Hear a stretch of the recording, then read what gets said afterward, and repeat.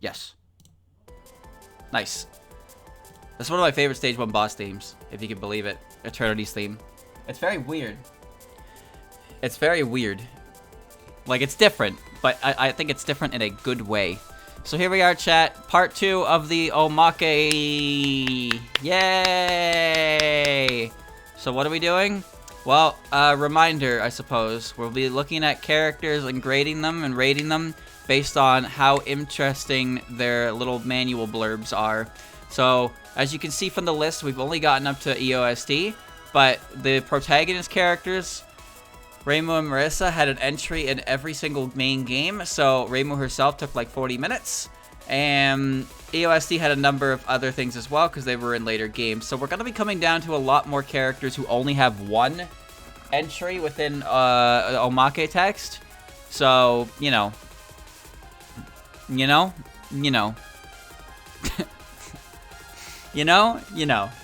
So we're gonna be starting right away with old Letty Whiterock.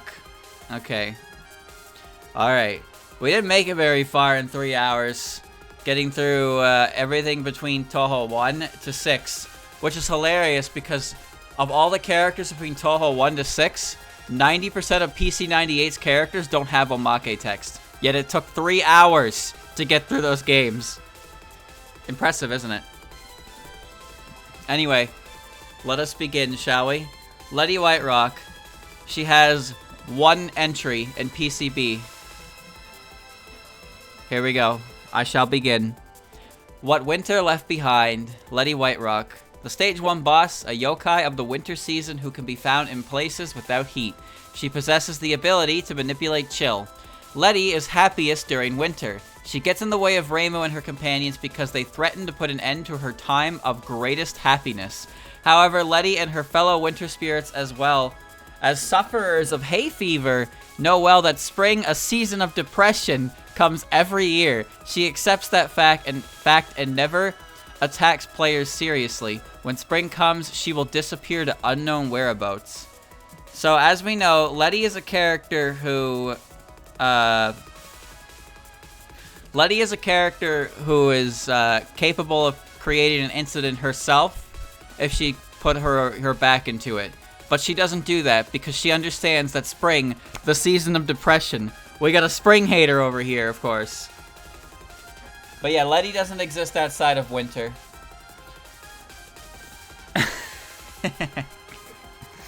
I mean, that's kind of neat. Let me see. Well, you know, I'm gonna put that under, give me more. Now let me explain why. Alright, so as we know, we know that Letty, based on Zun's words, Letty is capable of, Letty in wintertime has the ability to create, the power to create an incident herself, right? Now, we know this information, but this information is not in the Omake text. The only thing we see in the Omake text is that Letty loves winter, she hates spring, but she never attacks players seriously in winter because she knows that spring is coming no matter what. She's accepted it. And when spring comes, she just, she tuxedo masks out. So I'm going to put that down under, please give me more information instead of neat, because I wouldn't say what I hear isn't neat, but I think that with everything in here, there needs to be more. There's not enough here of interest for the character, despite what we've heard from other sources from Zun about how she's she's powerful in the wintertime. So she's one of those characters, especially since she's a PCB character, Like, PCB has a lot of characters who have survived the test of time. Letty is not one of them. Letty is definitely not one of them. EOSD spoil. I don't know about that. But Letty definitely, I think of all the characters from Touhou 6, 7, and 8, Letty is the least, explored character who is, an actual character. So, or I guess boss, because Lily White and Tay are both characters, but those two are obviously way more explored than Letty in fandom. And Tay does show up in canon more, but Dayose and Kwakaba aren't real characters, so, So next is Chenifer. Alright. Chen, what do you got? Only one in PCB. You know, it feels weird to read it. Wow, she actually has 2 entries because of the extra stage. It's actually kind of weird to read Chen's. Because I felt like Chen would have more, but she doesn't. She only has the 2. Here we go. The Black Cat of Bad Omens. Chen. Stage 2 boss. A Bakeneko living in a mountain possessed by a Shikigami. She possesses the ability to handle sorcery. Excuse me, what? What does that mean? The ability to handle sorcery? This is a first for me. I don't even know what that means. What does that mean? Huh. Her true form is Ran Shikigami, which makes her a Shikigami of a Shikigami of a yokai. Although she's a Shikigami, her normal form is not always in a form of a charm. She can remains in her human-like form in normal situation. Holy shit, the grammar. So it won't be bothersome to classify her types. Holy Jesus, that sentence was written at 4 a.m. without coffee. Even without being a Shikigami, in Shikigami possession, she can speak the human language and fly around. But she would merely have the ability to the extent of surprising people. Also, while not being possessed, neither her appearance nor personality changes, but she still curls up by a kotatsu in the winter. Bakeneko acquire fearsome power when possessed by a Kishin, but since Chen's user is also a Shikigami, her ability is fairly low. So that would explain why her spell cards, she has a spell card called Red Oni, Blue Oni, huh? I didn't know about this. Bakeneko can be possessed by Kishin, but since Chen's user is also okay, guys, so Ran is a Shikigami of Yukari, and then Chen is a Shikigami of Ran. So her abilities are less because she's a Shikigami of a Shikigami, but that just goes to show how strong Ran is, because Ran is capable of having a Shikigami while she herself is a Shikigami. Getting touched by water dispels her Shikigami possession. As a Bakeneko, her normal form also hates water, so she's always weak against water. So basically, but Chen is a bit shaky in terms of Shikigami, so hitting her with water can dispel the effect of the charm. Like, in Ran's case, Ran is like 100% the Shikigami. I guess we'll see when we get to the Omake text for her. But in Chen's case, Chen is like a Shikigami in training, so she still has traits that are, still exhibits traits to her Bakeneko nature. Because if you didn't know, a Shikigami is basically like the paper talisman on, it's basically the paper talisman on the character. Now, I don't see a paper talisman on Chen, so I'm not sure what of her is the Shikigami, but in Ran's case, the paper talismans on her hat are Ran, like, herself. And the body is, you know, of a kitsune. Alright. And then we have the extra stage. Shikigami of the Gap Yokai. That was fun to say in my Touhou 2 video. Chen. Extra stage mid-boss. While in the middle of fully recovering from the injuries of her previous defeat, Chen is set for a second round of combat. Her master is in the vicinity this time around, so her power has been amplified considerably with the power work on the human before her. There wasn't much there. Now, I don't know what I want to put this as.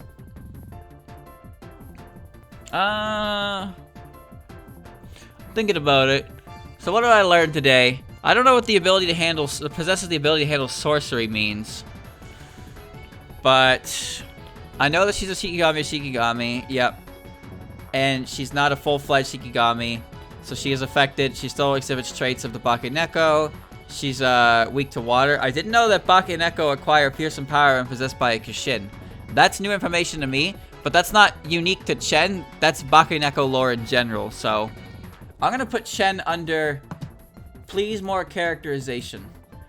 Because, you know, Chen is a character who has a lot of potential to grow as time goes on. I've seen art of, like, full-blown, like, Yakumo Chen, you know, where she's fully grown up. You know, sometimes it gets a little, you know. But my point is that Chen could become a full-fledged Shikigami and be like a big deal as a character. But she's right now and forevermore, she's probably just gonna be a goofball. a goofball. Alright, I need to remove the egg.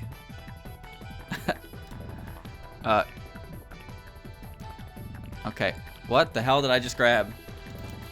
Why can't I even grab that? Stop making me grab that. Christ. Alright. Alright. There you go. There you go. Perfect. Alright, where am I? Right, so that's Chen. So after Chen is the Prismrivers, because Alice was already looked at. So we're starting with Lyrica. I don't know if the Prismrivers share an Omake text or not, but Lyrica should have something for Phantasmagoria. Yeah, she does. Yeah, there's a link to see Prismriver Sisters for Omake. Yeah, so the Prismrivers share an Omake in their official profile, but Lyrica seems to have one for Phantasmagoria Flower View. Let me just check if Lunasa and Merlin do as well. I don't think they do. They're in the game, but Lyrica's the only one with a story. No, wait, she does. No, okay, never mind. Lyrica, Merlin, and Lunasa do have Omake text for POFV, but we're gonna start with the PCB stuff. Alright. Alright, the three Poltergeist sisters. The eldest sister, Lunasa Prismriver. The middle sister, Merlin Prismriver. And the youngest sister, Lyrica Prismriver. The stage 4 boss. A musical performance group as poltergeists, noisiness times 3. They have the ability to perform with instruments without hands and feet. Times 3. Thank you for that specification, Zun. I'm glad to know that they can play their instruments without using their hands or feet. Because, you know, I know a lot of people who play the keyboard with their feet. I know a lot of people who play the trumpet with their feet. I know a lot of people who play the violin with their feet. The only instrument I can think of that you play with your feet is the drums for a foot pedal. That's it. Whatever. Whatever you find is important, then. The Saigyouji family enlisted the Prismriver Sisters to provide music at a convention, promising them a flower viewing in return. The three of them are always summoned to banquets and such. Their music stirs things up. They're like phantomic versions of publicity-generating cultural icons. This time, the Saigyouji family is holding an extravagant flower viewing festival, so they would naturally be invited. Okay. So here's what I understood by that. So, the Prismrivers have always been employed by the Saigyouji family for as long as they've been around, I suppose. And they're still being employed during the events of PCB, so it's not like that was their first performance. So they have a bit of a reputation. So starting with Lunasa. Lunasa is an honor student type who excels at everything she does. She hates cheating and confronts all challenges with fairness and great strength. We're talking about the depressing one, right? She does what she has to do, but her personality is somewhat dark on the outside. Yeah, yeah. Furthermore, her honesty makes her easy to deceive. She is most skilled with stringed instruments, especially violins. She usually prefers solo performances. Okay. Okay. So that's about right for Lunasa. I did not realize that she was such a goody-goody. Huh. Interesting. Alright, Merlin. Merlin is an unusual type. Her magical power is the strongest, but she often slips up when using it. Her personality is overflowing with good cheer. When she picks up an interest in something, she obsesses over it like a maniac. She's most skilled with wind instruments, trumpets in particular. Lyrica. Lyrica has a sly personality. She usually spurs her older sisters into battle because she doesn't like to do her own fighting. Using minimal effort for maximum gain is the only thing she thinks about. She knows herself well and is smart. She doesn't act without first thinking 3 moves ahead. She's very skilled with all kinds of instruments, but usually works with either keyboards or percussion. You know what's interesting about that is the Prismrivers. The Prismrivers, they disbanded because they didn't have a proper percussionist. Isn't that interesting? So, like, in Alternative Facts in Eastern Utopia, Aya writes an article about the Prismrivers disbanding due to creative differences. Then she also writes an article about how they get back together. And the reason for that was so they get ×2 the publicity. But the main reason for it was that the Prismrivers were lacking a percussionist, a proper percussionist, until Raiko showed up and joined the band. So that's why they're the Prismrivers with H, I guess is the name of them. So it was all a publicity stunt to mention how they were breaking up and then reforming. They did. No, they did. Because Aya asks Raiko about it in an interview off the record. She mentions how they broke up and then they got back together, and Aya asks why they felt the need to announce, why did they bother announcing they were disbanding in the first place? And Raiko tells them it's so they could get ×2 the publicity, because they'd be in the papers twice, right? About them breaking up and then them coming back together. She's a genius. She's a genius. Remember, the second half of Raiko's name, Kawa, means river. So they can still be the Prismriver Sisters, and it still fits all four of them. It's funny how that works out, huh? Raiko Horikawa. So when you call them Prismriver, it's still Prismriver. It's a... Alright, but I'm not done the Omake yet. There's 3 at the bottom, so here we go. The 3 of them were born long ago. At that time, there was a human noble, Count Prismriver. The Count had 4 daughters, whom he cherished. However, due to an unfortunate accident, the 4 daughters were orphaned. Without any other relatives, each daughter went her own separate way. The 4th daughter, Layla, was unable to leave the mansion that held so many of her memories. Using her strongest power, she conjured poltergeists with the appearance of her older sisters that vanished along with the mansion and the poltergeists. Time moved on, and the death of the 4 people from the old days came to pass. The poltergeist mansion remained in Gensokyo. The 3 poltergeist sisters continued their noisy lives in the mansion to this day. The musical performances given by those 3 at various places of announcement, a fusion of casual rhythm and classical instruments, are loved by the inhabitants of the cheerful netherworld, yet the performance itself provides no additional effect and does not heal. So, there you go. So, yeah, in the Omake text, you actually get the that's a surprisingly amount of backstory there. A lot of us knew this. A lot of us did know this, but this is where it's, this is where it's mentioned. This is Layla's, appearance, so to speak. This is where people learned about Layla, and how the Prismrivers are actually a very, very sad story. So, the Prismrivers that we know are poltergeists conjured up in the image of what Layla remembers her sisters looking like at the time of their separation. So that's why they appear young. But all 4 of them have since passed on, and there's not much information on any of them. But their poltergeist versions still remain in Gensokyo. It's actually kind of heartbreaking. You ever see the song You May No Dream? That song with its PV? That's a good song, by the way. I'd recommend it, but it's also very sad. So yeah, all that's in the Omake text. But I'm not done yet, because there's still text for POFE for all 3 of the sisters. So let's start with Lyrica, because she was the first one. Poltergeist keyboardist. Lyrica Prismriver. Species poltergeist. Ability performing illusionary notes. The 3rd daughter of the Prismriver Sisters, who are always busy going to and fro to perform in concerts. Specializing in keyboards, she uses illusionary sounds lost from this world. She didn't think much of the flower incident. All she saw was Gensokyo and a hubbub. So she went out to collect sound materials without telling her sisters. Okay. And then we have Lunasa. I'm just going in the order of the tier list, by the way, which has Lily between Yuyuko and Ron for some reason. I know stage order-wise I should be at Lily, but just trust me, I'm following the tier list sort order. I don't know why it does this either. Oh, this one again. So, Poltergeist, Violinist, Lunasa Prismriver. Species Poltergeist. Abilities, performing melancholic notes. The oldest daughter of the Prismriver Sisters, who are always busy going to and fro to perform in concerts. Specializing in string instruments, she uses sounds that depress the spirit. She has nothing to do whatsoever with the flower incident. I can't believe I took the time out of my day to even bother reading that. Alright. And then Merlin, the Doot Master.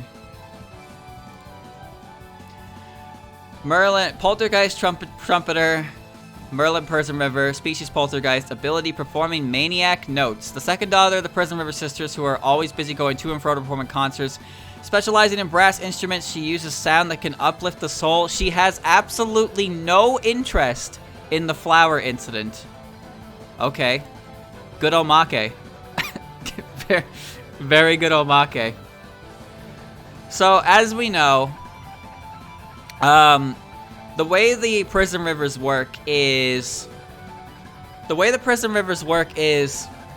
Merlin and Lunasa have powers, so to speak, right? So, Merlin is capable of... Like, her music is capable of bringing people into incredibly high spirits, and Lunasa's music is capable of bringing people into deep depression.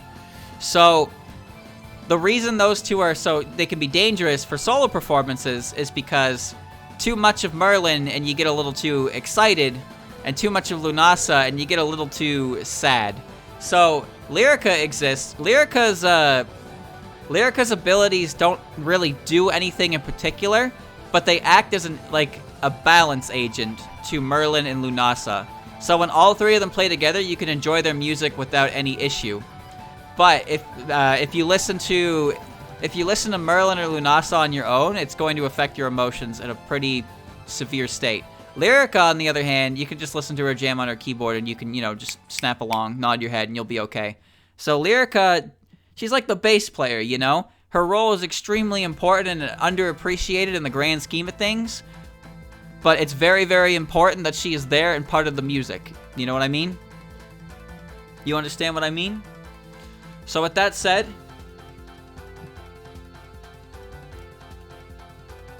Do these characters count? I think this counts as universe lore. Let me explain why. Okay. Oh, shit. So here's why this counts as universe lore. Because there's not much about the characters themselves. I mean, there is. Lyrica's sly, Merlin is hyperactive, and Lunasa is a hard worker. However, it's mostly due to the big bit at the end about Layla and how the poltergeist came to be. That is all 100% I wouldn't say that's sick character lore. It's very, very mild how much character lore you get, but you cannot ignore the universe lore, everything involving Layla and the Prismrivers. It's one of those things that I really wish there was more information on because it's very interesting to me. But all we really get of it is yeah, by the way, this is their origin story and this is how it goes. But then you people make sad things. People make sad things with these characters, and it makes me sad. But it's good. Chat, who's your favorite Prismriver?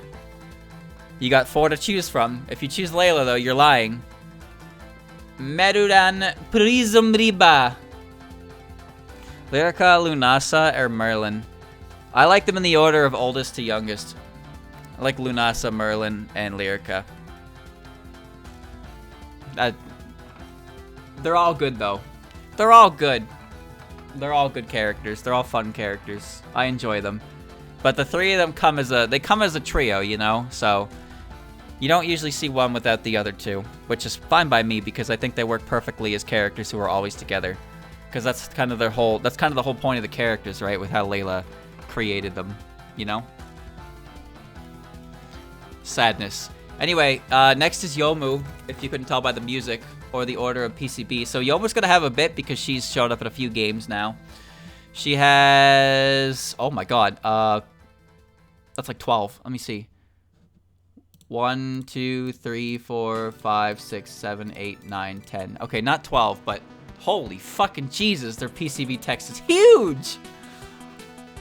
Holy shit. Alright, so I forgot that PCB has the big, the big Saigyo Ayakashi story within its Omake text just sitting in there.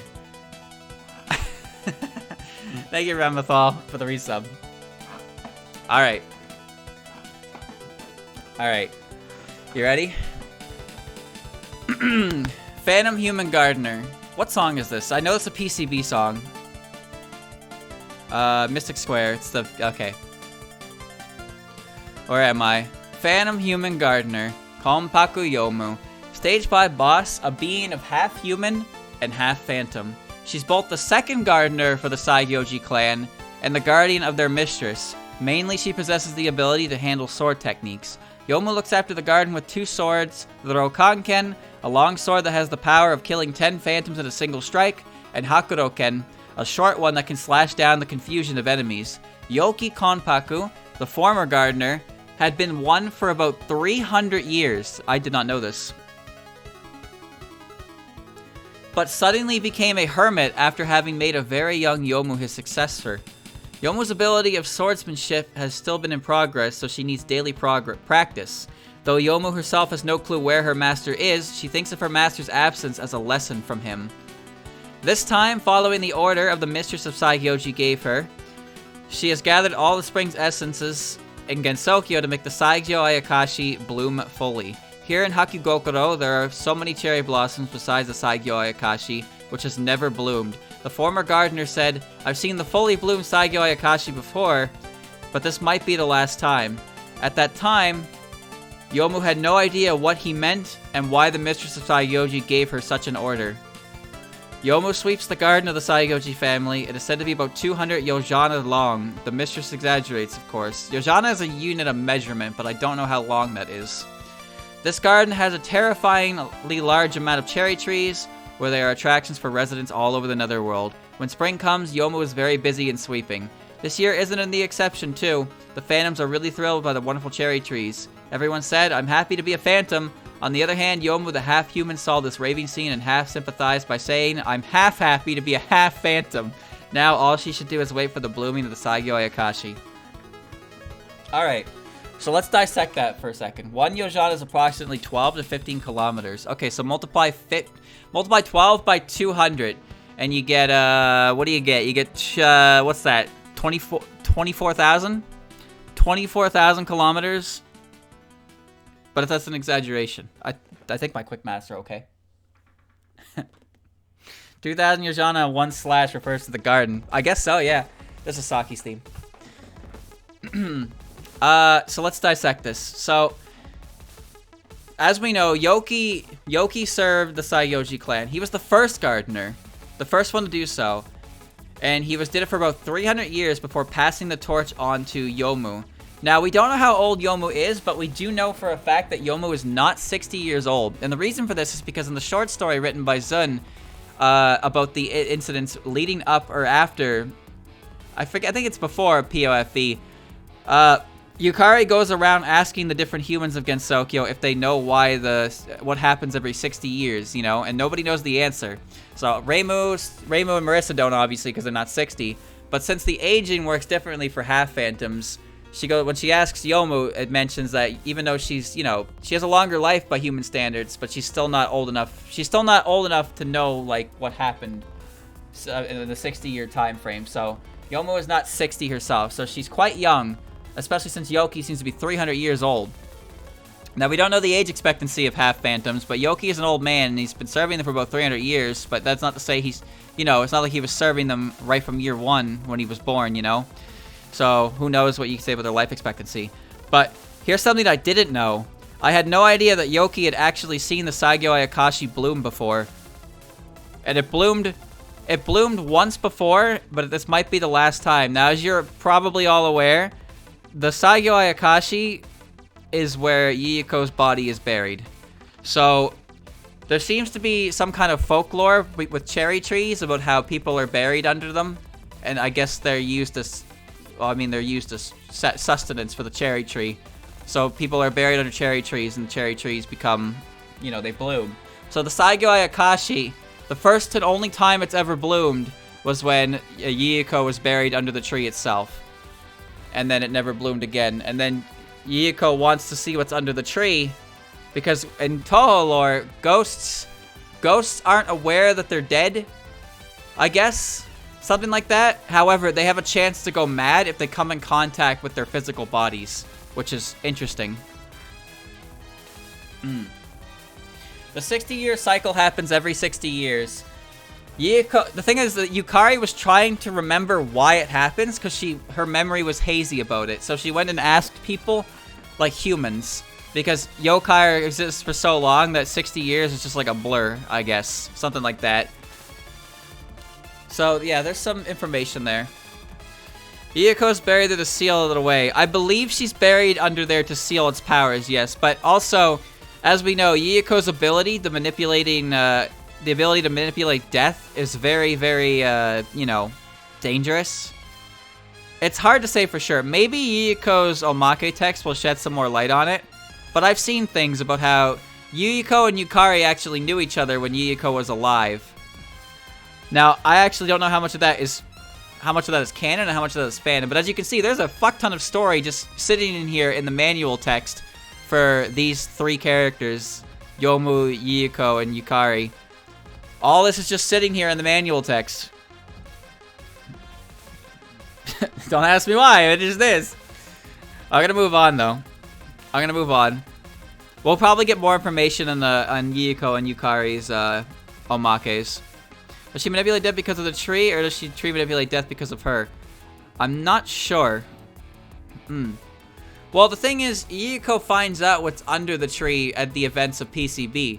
Because at the end of the Yuyuko fight, the tree blooms, and Yuyuko's like soul shows up and performs Resurrection Butterfly. And the thing is, nobody really understands what happened. Because they're just like, you know, they time out the spell card, Yuyuko's spirit like explodes, and then Yuyuko no longer cares about the tree, and they were just like, okay, sure, whatever. The tree kills people when it blooms, that's why it was sealed. Oh, I see. Alright, so Yuyuko sacrificed herself to seal the tree. Maybe her Omake will shed some light on it. Let's wait till that. In the meantime, we're on Youmu. The dual wielder of lives, Konpaku Youmu. Species, half human, half phantom. Location, Hakigokuro in the Netherworld. Palace of the White Jade. Ability, handling sword techniques. A gardener who works in Hakigokuro and lives there. She's half human and half phantom, half dead and half alive. Half phantom and half reality, and altogether half baked. Rude. Yet she has 2 swords. They're really calling Youmu half baked. You know, that reminds me, in Cheating Detective, when Satori is explaining to Youmu what's going on, Yomu's just smiling and nodding. She's like, yep, I fully understand. And Satori just calls her out on it, but Youmu is still just smiling and nodding anyway. In Bogetsu show, like, Yomu's portrayed as a character who just doesn't know. Like, she doesn't know Omega Lol. But also, you gotta remember that the characters she's constantly listening to converse is Yuyuko and Yukari, who are 2 of the most cryptic bullshit characters in the entire series. So can you really fault Youmu for not having any understanding of what the fuck they're talking about? Hey, where am I? She applies all of her effort to do anything and everything, but it hardly ever pays off. Compared to the quirky cast of characters that inhibits Gensokyo, her all-too-straightforward personality makes her easy to tease. She's very good at fighting arts for someone so half-baked. Why are you calling her half-baked? She's also quite good at magic for such a half-baked character. Bro, what did Youmu do to you? And actually has a good sense of balance between the two. Using the Rokanken and Hakuroken, which are said to be forged by yokai, she can cut through enemies and spirits and bullets and people's worries. The things she can't cut through are next to none. I love that line. The Rokanken, the longer one, has the power to kill 10 phantoms in one slash. The Hakuroken is said to be able to cut through people's confusion, but of course, both of them can also kill living humans. Well, she swings that shit around in the fighting game, you know.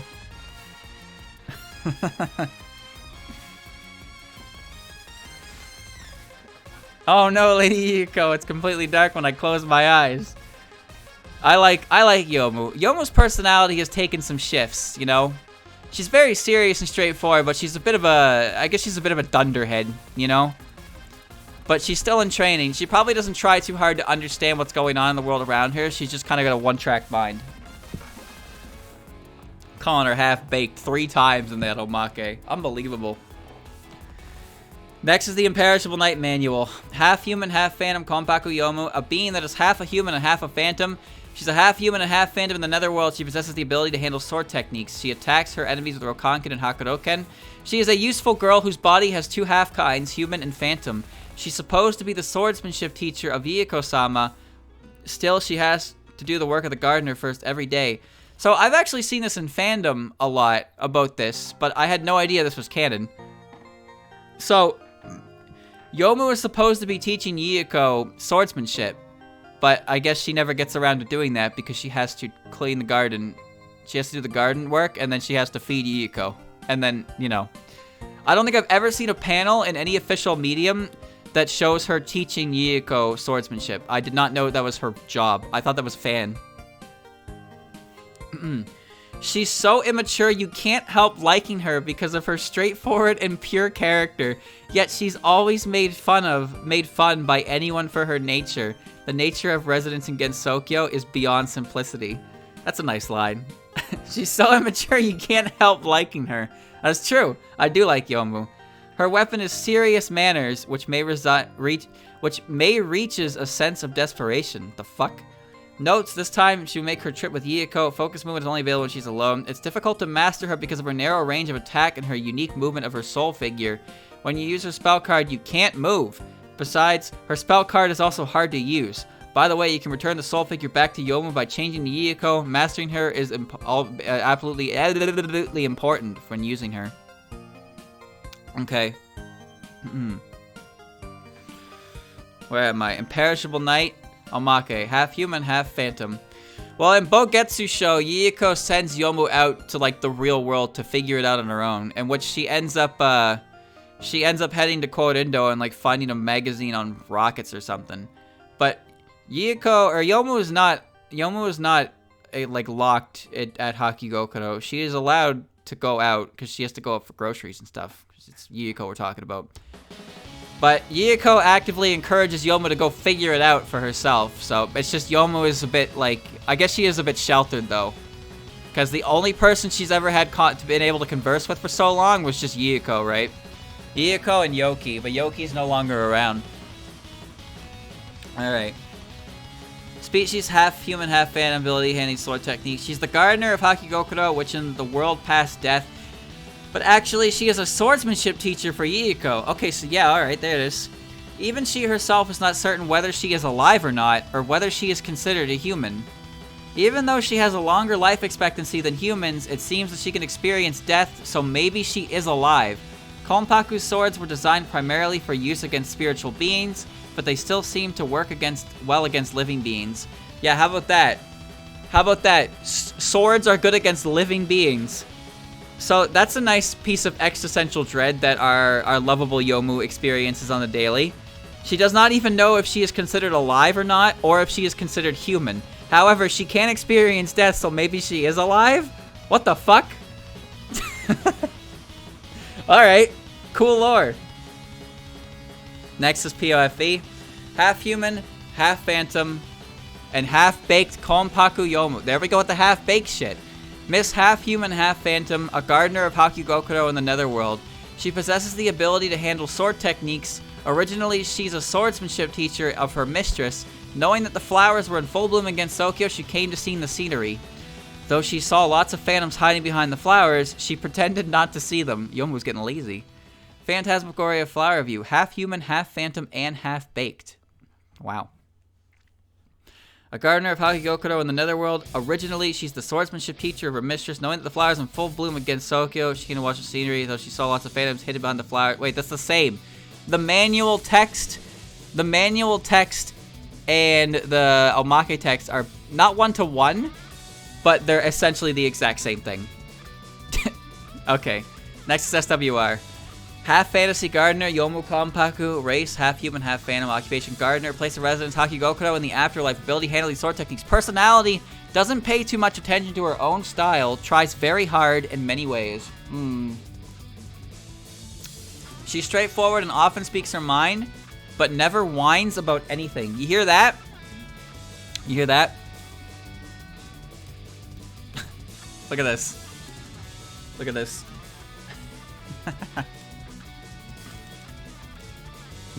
Look at that.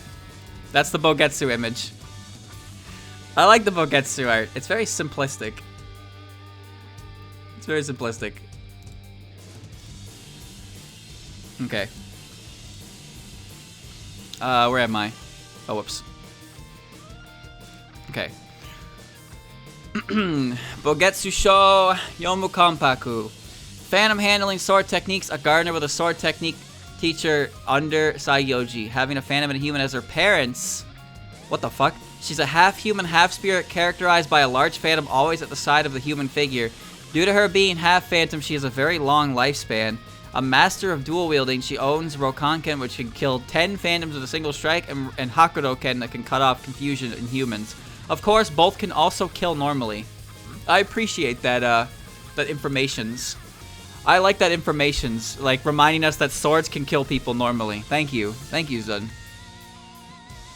And then we jump all the way to 10 desires. Half human, half phantom gardener, Youmu Konpaku. Gardener of the netherworld, swordsman teacher. Okay, so she is...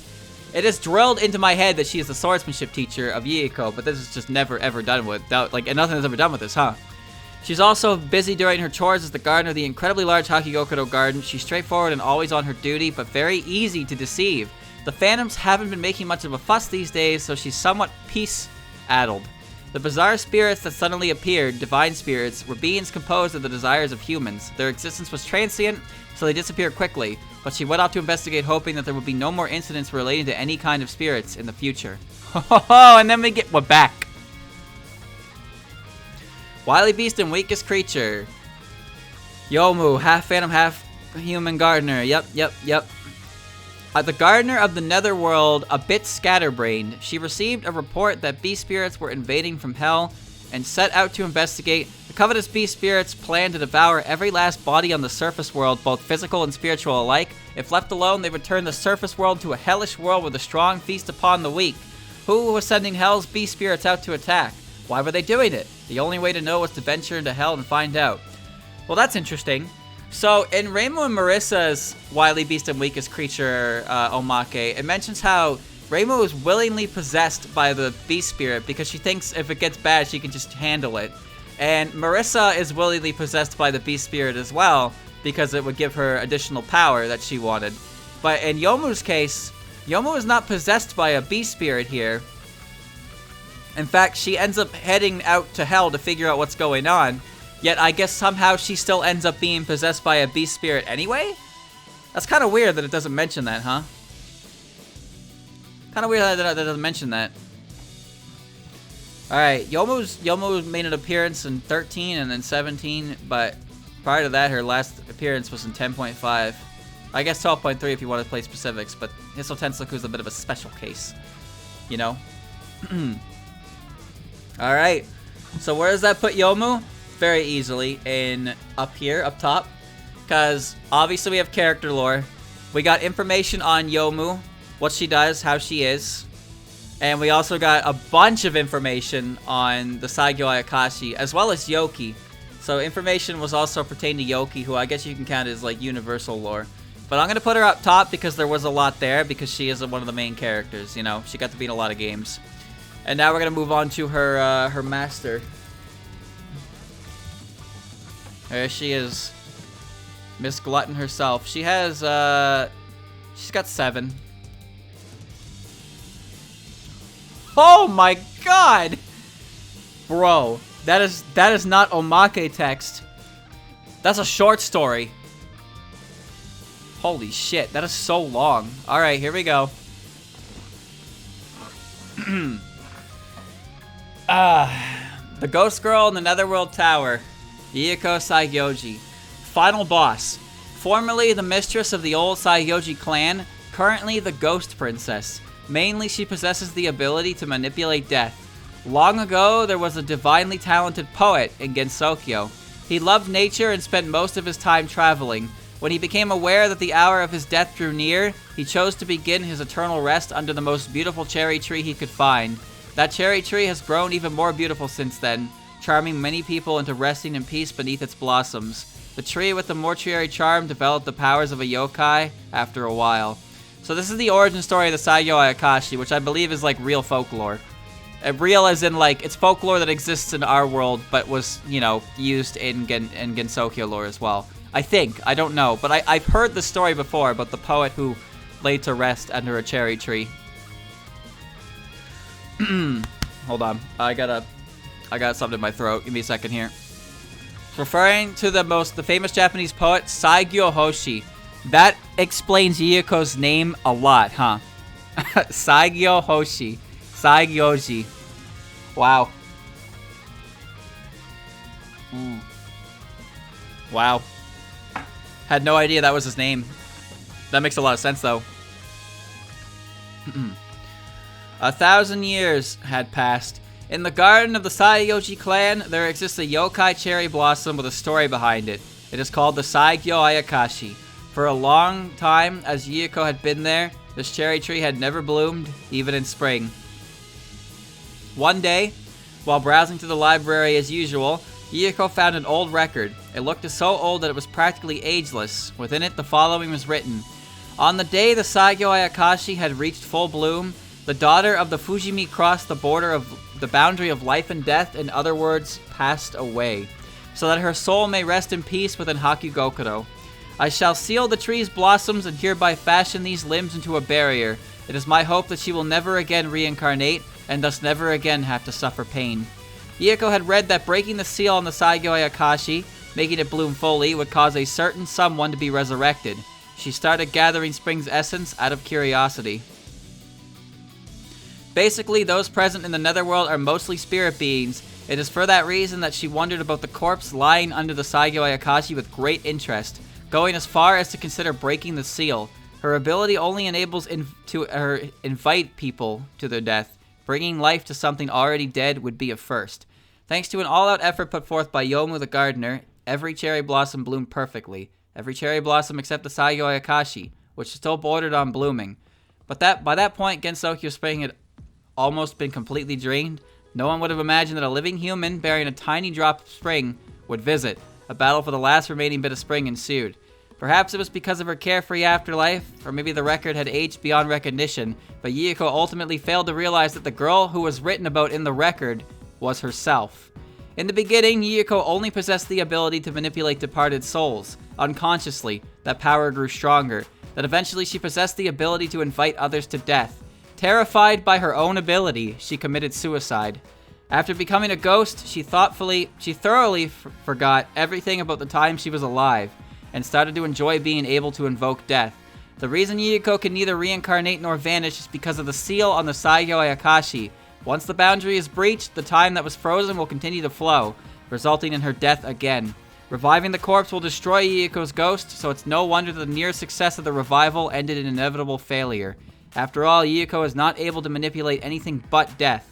The only person who knew the whole story, Youmu Konpaku, grew slowly older due to the nature of half-humans and disappeared with the belief that Youmu could inherit the truth about Yuyuko. For all time, Yuyuko will remain as the princess of Netherworld and mistress of long-dead Saigyouji clan. She shall never bear witness to the blooming of the Saigyo Ayakashi. Jesus Christ. Wow. That's heavy. Thank you for the raid, Christian. So her abilities grew stronger and she could not control it. And fearing what would become of her, she took her own life. And she was also the one who was used to seal the Saigyo Ayakashi to prevent it from blooming and taking more lives. So yeah, very depressing, extremely depressing. Because when we look at Youmu, we see a goofball, you know. Like, when we look at, when we look at Yuyuko, she's sometimes, she's often portrayed as a character who's very aware, but pretends to be, pretends to be a goofball. But then people like portraying her as a goofball because she's fun to portray as a goofball. Flapping her arms, eating 17 meals a day, shouting Youmu, Youmu, the fun stuff. But in actuality, she's a pretty well-developed character, huh?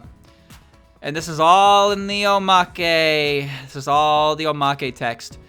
So, yeah, Yuyuko has a absolute fuck ton of lore just buried in here. That was all one Omake, by the way, for PCB. She's just trying to enjoy her afterlife. But that's basically the story of how PCB came to be and what caused it. Why the revival of the tree ultimately failed, because if the tree had successfully bloomed and Yuyuko's corpse had revived, Yuyuko's ghost would just disappear. And then what would happen to her? But she cannot re-enter the cycle of reincarnation. So she will forever remain as the ghost who watches over the netherworld from Hakugokuro. Which, in a sense, that's pretty sad. Her story is quite sad. but she is having a good time, you know? She's having a good time. I mean, that's... there's no doubt that this character is already going here because, you know, everything I just read. So I'm putting her there at a time, but I am gonna... There's still more. There's still more. So, immaterial, missing power. The ghost of flawless, immaculate beauty. Alright, son. Jesus. Saigyouji Yuyuko. I get it. She's tall. I know. I understand. Species ghost. Location Hakigokuro, the netherworld. Ability manipulating death. A cheerful ghost maiden who won't go to heaven and lives in the netherworld. She can't remember when she died because she's been dead for a long time. The reason why she can't rest in peace is that she must have left her regret in the human world. She's so carefree that she often acts tricky. Because of this, the straightforward Youmu is always troubled by this princess. But to tell the truth, she loves this nation outside of Gensokyo from the bottom of her heart. She's not good at physical attacks before and after death. Like other ghosts, she's always floating. She moves smoothly like a curve. You'll find yourself being defeated all of a sudden since her attack is too mysterious. I'm pretty sure she's like the best character in Hiso Tensoku, right? Yuyuko is a character that's... Yuyuko is a character who acts similarly to Suika, where both characters are very smart and well-informed, but they act carefree and happy and cheerful because that's how they enjoy life. That's something that I find a lot of people forget with Suika in Suika's case. People love to portray Suika as a goober, because she is a goober, but people tend to forget that Suika is definitely a very aged, wise, and smart character in her own right. But I also understand that it's fun to make her scream Japanese goblin and do her funny run from Immaterial Missing Power. I'm right there with you. I love that shit. But you know, you can highlight certain aspects of a character, but that doesn't mean you have to forget or ignore other aspects of them, you know? And I find that happens to Suika a lot. But I understand that Suika is adorable. So, that's the part that ends up shining through the most. Next, Imperishable Night. She exists. Dreaming Ghost Yuyuko Saigyouji. She exists in the netherworld as a ghost maiden. She can manipulate death, and she has been existing as a ghost since ancient times. It is said that experiencing death in Gensokyo is strangely cheerful in many cases, and she is also a cheerful ghost too. Moreover, she is an airhead. Nobody knows whether she is usually like this or she just pretends to be. When she passed away, she may have forgotten one important thing. Her favorite weapon is the phantom butterflies. She uses it as an indiscriminate attack because she doesn't consider the situation at hand at all. Note, she teams up with Youmu Konpaku in this title. Normal speed only applies when she is used as a solo character. Her missile's wide shot is easy to use. It can attack in almost all angles if an enemy doesn't appear from behind. However, it's inferior in destructive power. If you want something stronger, let's consider changing to Youmu. Recommended for players who don't consider at all. That feels kind of rude. And Imperishable Night again. Species, ghost, dreaming ghost, ability, manipulating death. Yuyuko is a ghost princess who lives in the netherworld. Like typical ghosts, she is quite the opposite of what humans call down-to-earth, and her whims distract Youmu all the time. Unlike typical ghosts, her form has legs and feet. She is a ghost, the form of humans after death. There is no doubt that Yuyuko lives a whimsical life, but she doesn't unleash her ability lightly, so neither humans nor yokai have a reason to attack her. Still, many beings across the land fear her within their hearts. That's right. Fear the girl who can down a bowl of rice in seconds. Yuyuko's wide shot is very similar to Yuka's wide shot in Mystic Square. And I guess Reimu's wide shot in Lotus Land. It sacrifices power for range, but also it's not homing, so it just kind of hits the whole screen, which makes it very good for stages, but not very great for bosses. But that's why she's with Youmu, who has very high concentrated attack power. Next, Bogetsu. Here you go. Here's Bogetsu Yuyuko, since I know you like seeing these. Man, I feel like I didn't appreciate the Bogetsu show art when I first read it. It's so simple. It's so simple, but I dig it a lot. I like showing them off. Okay, back on track. Where am I? Why am I here? What the fuck? Alright, I figured it out. Okay. The ghost of flawless, immaculate beauty, Yuyuko Saigyouji. Race, ghost. Occupation, lady.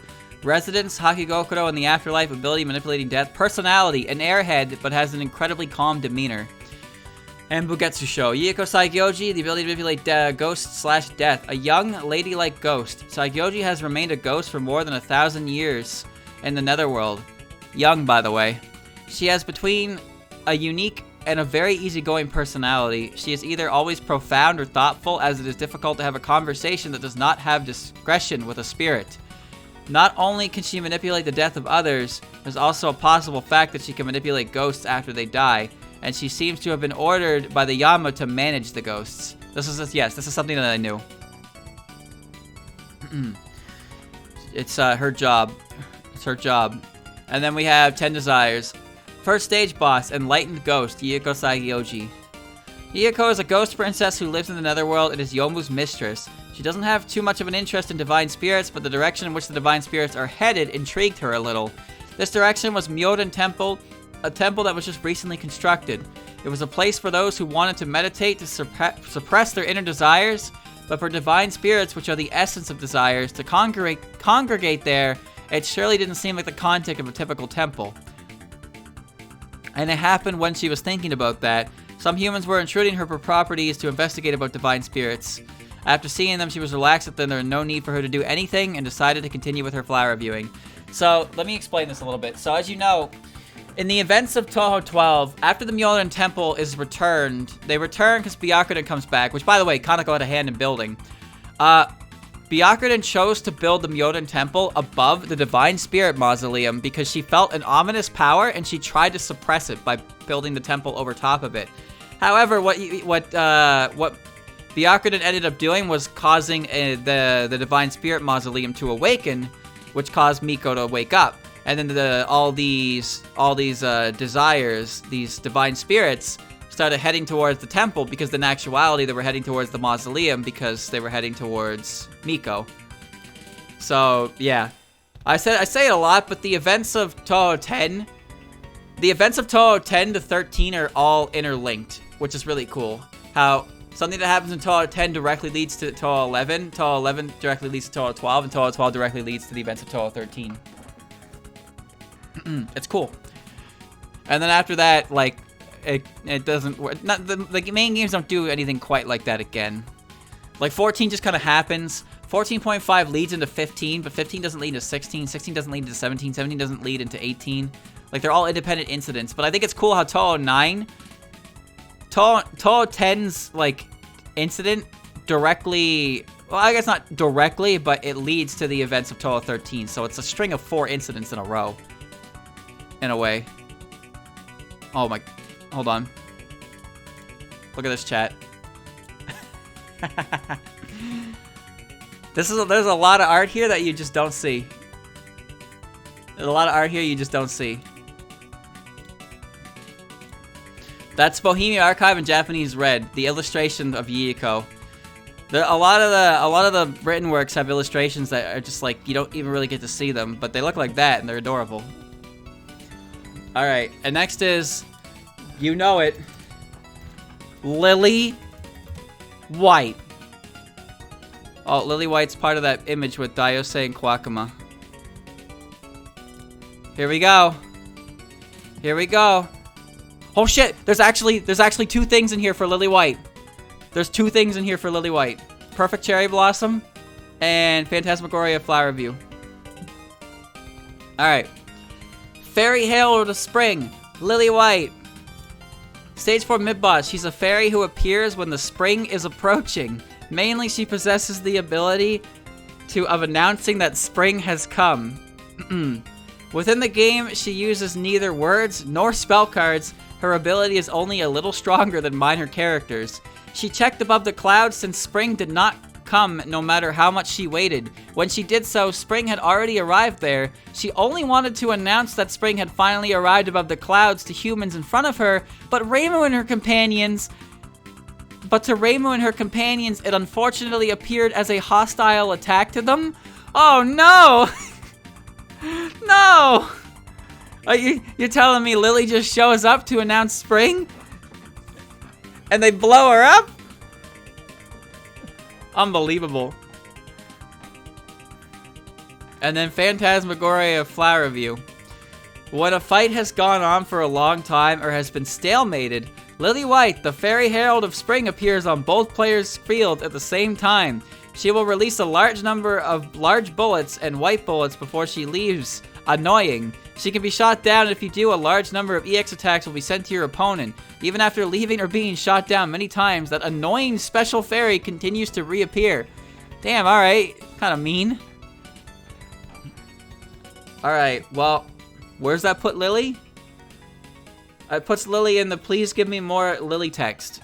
The only thing I learned here is that Lily does not use words or spell cards, and that she tried to announce spring after wondering why spring did not come, and then got attacked by Reimu, and then gets called annoying. Why? Why is she getting called annoying? That's not right! She doesn't have Omake, even though she shows up in Touhou 16. And she has there's no art. Well, here's my favorite Lily picture. Here's my favorite Lily picture. Small Lily. Small Lily, right there. That's my favorite Lily. Alright. Next is Ron. Ron Yakumo. We got one text here. Decently long. Alright. The Shikigami of the Gap Yokai, Ron Yakumo. Extra boss and Yukari Shikigami. She does Yukari's work for her while her master sleeps. She has the ability to mainly use Shikigami. Hold on. Got my throat.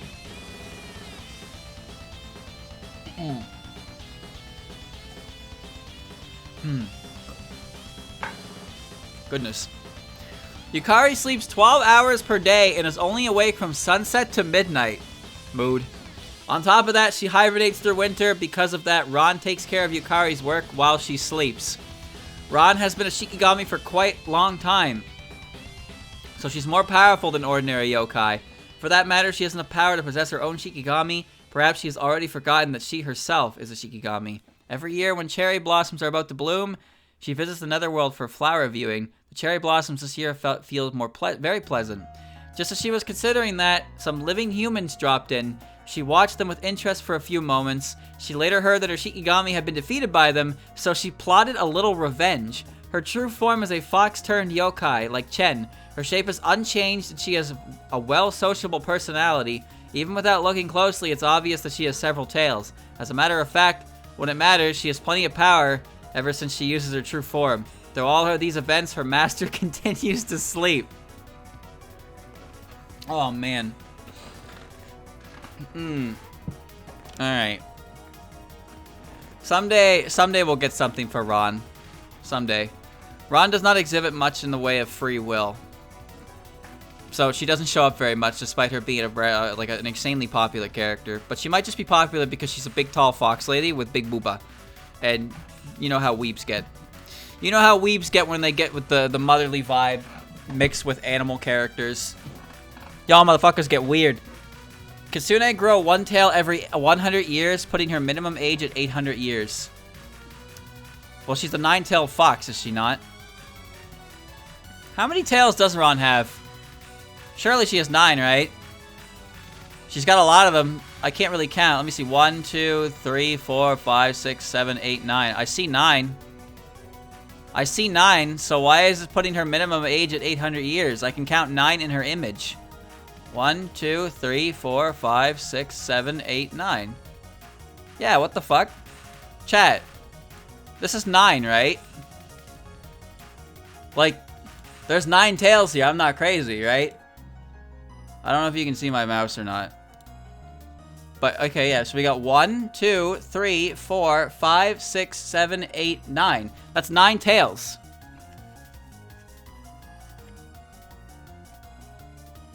Oh, I guess she has to start with one tail. Yeah, that's correct. That makes sense. That does make sense. Since Kitsune have to start with one tail, she grows a new one. So she has 9 tails, so she's 800 years. She's between 800 and 900. Alright, there you go. We have solved the mystery. I forgot that Kitsune have to start with a tail. For some reason, I thought they had nothing. That's my bad. I understand now where I went wrong. Alright. Well. Don't mind me. Just putting her in the, please give me more Ron tier, because that wasn't very much. Here's what I picked up. Here's what I picked up from that Omake text. I picked up information on Yukari. Great, right? And I picked up information on how she just shows up at the Netherworld in the extra stage, and she sees you, and she's like, "Oh, I'm gonna fuck with her because she fucked with my Shikigami." All right, so that wasn't very much. Honestly, I expected more from Ron, but I would like more. Yukari's age 17. Come on now. Holy shit, Yukari's page is fucking massive. There's so much text. Oh, okay. Oh. What is this? Rough? What does rough mean? What? There's antinomy of common flowers, Bogetsu show, subtweeting animism and all that, but then I have rough. What the fuck is rough? There's a rough sketch in battle mode, kind of like a boss? What is that? Magnet. Retrieved 11th September 2011 from Touhou project. YouTube. This video isn't available anymore? What the fuck is that? Huh?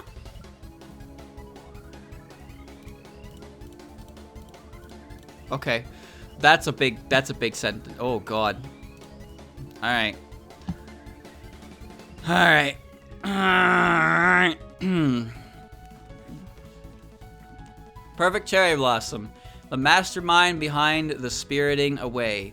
Yukari Yakumo. The yokai of boundaries who awakens at spring. Mainly, she possesses the ability to manipulate all sorts of boundaries. She and Yuyuko have known each other for a long time, but Yukari is not a phantom. She lives in the remotest part in Gensokyo. Her lifestyle involves a lot of staring at the Hakurei border. Good life. It's like Zatsu. Zatsu stares at the sun for like a ridiculous amount of time during the day so he can see the future. Someone buy that man a pair of shades. When humans from the outer world wander into Gensokyo, it's all thanks to fluctuations in the boundary caused by Yukari. There is an enchanting element about the phenomenon which people like to call spirited away. If it is ever discovered that spirited away is not the work of gods, but the meddling of a yokai girl, the term will lose all of its mystique. You're telling me every instance of spiriting away is caused by Yukari being a fucker? No, that can't be right, because they talked about Moenzuka and how the border is very finicky there. So, it can still happen. But it is funny to think that Yukari... I know that Yukari can just do this herself, but every single instance being directly related to her? I'm not sure about that. Where am I? Yukari usually doesn't act on her own, preferring instead have Ron handle the details of daily life. But, since she is almost always asleep, she has no idea what Ron does while she sleeps. When she heard that Ron had been defeated by someone, she became mildly surprised before going back to sleep. After waking up from her nap, she finally noticed that Spring had graced her place of residence. The truth is that Spring had been around for the past 10 days, but she forgot it when she went to bed and woke up just as surprised the next time. This is Yukari we're talking about, right? She couldn't sleep carelessly until Ron fully recovered, but she opted to sleep on the problem. The next time she woke up, she received a request from Yuyuko asking her to restore the boundary between the world of the living and the world of the dead. It was a ridiculous request since Yuyuko was the one who weakened it to begin with, so Yukari rubbed the sleep from her eyes and set out for repairs. It had been quite a while since Yukari's last visit to the Netherworld, and she was curious to see that it was bustling with excitement. She thought the Saigyouji family were more quiet, laid-back folks, but she shrugged and decided Yuyuko had just had a change in taste. I'd like to remind you that Stage 5, the Extra Stage, and the Phantasm Stage all take place at the same spot in PCB. She met the gardener, Youmu, along the way and heard about the situation. Youmu admitted that they seemed to be in quite a mess, but it sounded like well-earned punishment to Yukari. Everyone also seemed to be bent out of shape about the yokai cherry tree and nothing else. Surely it had drained the life out of so many humans. Yukari knew it was dangerous, however she realized there was nothing she could do about it. Yukari had known Yuyuko since before her death. She also knew that it was not Yuyuko who was sealed by the Saigyo Ayakashi, but that it was Yuyuko's body that was sealing the Saigyo Ayakashi. That's all. That's everything there in PCB. So yeah, Yuyuko and Yukari knew each other before Yuyuko died, passed away, whatever you want to call it, perished. But she also knows the truth of the situation. Also, she likes to sleep a lot. Holy shit. Where am I? Immaterial and missing power. Border of Phantasm, Yukari Yakumo. Species yokai. Location unknown. Ability manipulate boundaries.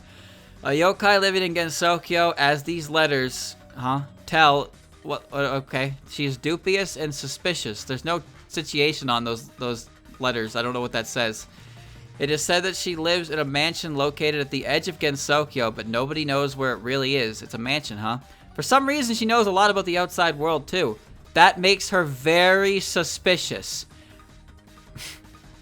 Her personality is hardly understandable, but everyone agrees that it is not something pleasant. Many people don't want to meet her, if possible. Usually she doesn't attack anyone directly, except for who is equally strong as Reimu.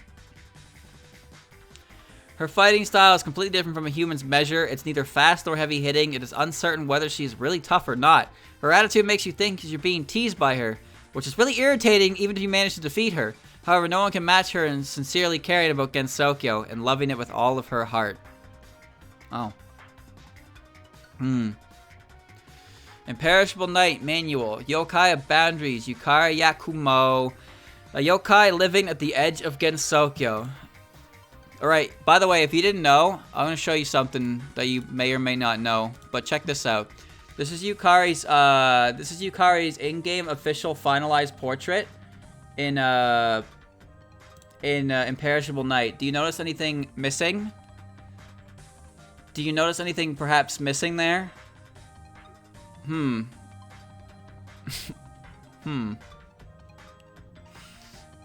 Her leg is right there. She has 2 legs and no arms. She has 2 legs. What are you talking about, chat? Like, do you not see the back of her leg there? She has no arms. Arm injured. A yokai living at the edge of Gensokyo, she possesses the ability to manipulate boundaries. It is uncertain how long she's been alive, but her existence at least predates the history of Gensokyo itself. Her personality is hard to understand. Unlike other long-lived entities, she displays none of the bitterness commonly associated with her old age. She is difficult to approach, but that's due more to her deviousness than an uneasy feeling that people have around her. She owns 1 Shikigami and lets her Shikigami do all of her daily chores for her. Yukari herself also leads an easy life. From the Shikigami's perspective, it's like her master is holding her hostage, so it's quite maddening. Oh. The danger and potency of the power to manipulate boundaries is beyond imagination. In order to wield it, you have to be either a somewhat weird yokai like Yukari, or someone who can withstand the power's pressure. Her weapon is her Shikigami, basically treated like a tool. Notes: she teams up with Reimu at this time. Normal speed only applies when she's used as a solo character. As in daily life, she leaves all the work to her Shikigami. Once locked into a target, her Shikigami pursues and attacks until either Yukari stops shooting or the target falls. Be aware that you must move in front of an enemy to acquire a target lock. Recommended for players who believe that a laid-back life is best. Slave driver. And then she lives somewhere on the boundary between Gensokyo and the outside world. Since most people can't see the border, no one is certain exactly where she lives. They know only that she does not live near the Hakone Shrine, which is also located on the boundary. Among the yokai in Gensokyo, she has lived ever since the ancient times and is very powerful. Nowadays, she is one of the few yokai that know a lot about Gensokyo. She is seen as devious, but that's mainly because she is low quality of a human, so others find her actions quite difficult to comprehend. She's also a dangerous yokai with easily enough power to destroy all of Gensokyo if necessary. Cool. I believe that Yukari lives on like the opposite side of what do you call it? Of Reimu. Because there's the whole color spectrum thing, you know? Reimu is red, Yukari is purple. They're on opposite ends of the color spectrum. And then you have orange, or you have Chen and Ron, who is orange and indigo. Or Chen is one to the right of Reimu, and then Ron is one to the left of Yukari. So there's also like color spectrum there. It's kind of cool. But I guess you could say that she lives far off on into the west side or something. I don't know. I like to imagine she lives decently close to Mayohiga, but it's hard to say for sure because she lives within the boundary itself. She could be anywhere. No one knows exactly where she lives. That's the fun part. You can put that area wherever you want because it's not actually a part of Gensokyo in a traditional sense. Scarlet Weather Rhapsody, Border of Phantasm, Yukari Yakumo, Race Yokai, Residence, said to be a house outside the borders of Gensokyo. Ability, manipulating boundaries. Personality, very collected and easily off-putting. Subterranean animism.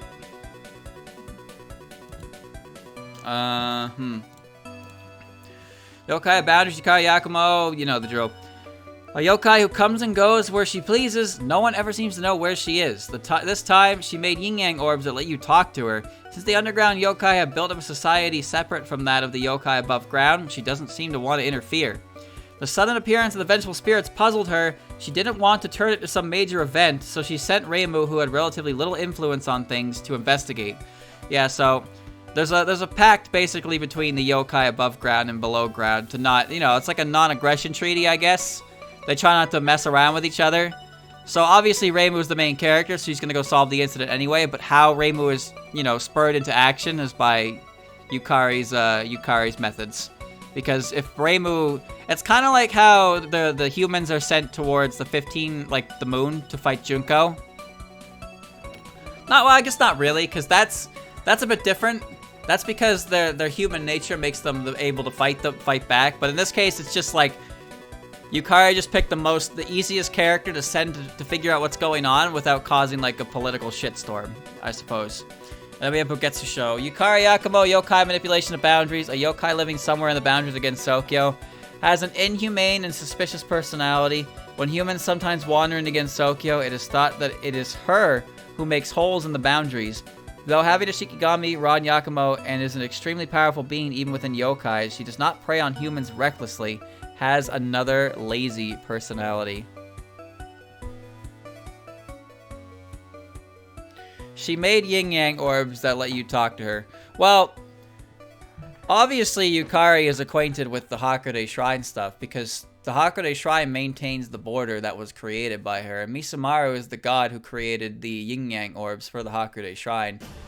So it's not surprising that Yukari would know her. However, I'm quite surprised that such a big, important character like that would just show up as stage 4 and be like, oh, by the way, I made the yin-yang orbs. Anyway, I'm gone now. Goodbye. It's like, this is the character? I think Misumaru is a pretty forgettable character if it wasn't for the fact that people like to meme her with a basketball. But she just drops, like, she's like, oh, by the way, I'm, like, integral to the Hakude Shrine's equipment out of fucking nowhere. And I'm just like, what? I wasn't expecting that. And then here's the rough, whatever that is. In battle mode, kind of like a boss, Shikigami deployment mode. Ron is in Chinese style because Yukari is in Chinese style. Her hair is long, but in battle mode, she has it tucked in her cap. Maybe this is a little too complex. Side view without her arms, the Chinese part without the Chinese part. She doesn't wear the cape when inside houses. So here's the file, by the way. So this is the image in question. So I guess this is concept art? I guess this is concept art of Yukari for, like, immaterial and missing power.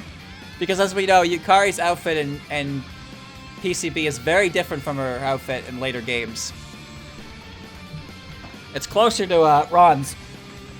But I guess Ron's supposed to be with her, right? So that's what she looks like. So she tucks her hair into her cap in battle mode. And she has a cape apparently, but she doesn't wear indoors. Neat. And yeah, I don't know what the source on that because the link is dead. The link is dead. It's just called rough.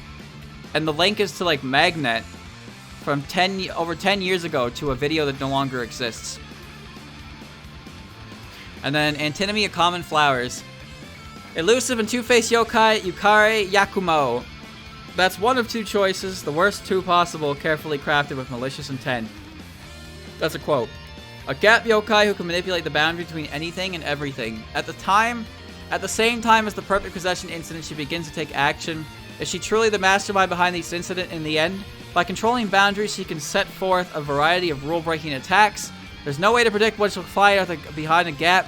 Will it be mysterious, detritus, a dimensional rift, or even Yukari herself? It's a video on YouTube. The link takes you to YouTube. You'd have to find it on the Wayback Machine for YouTube from like 11 years ago. I have no idea what it is. There's no real information to it. The link still works. It just takes you to a dead video, one that does not exist on YouTube anymore. All right. All right, Yukari.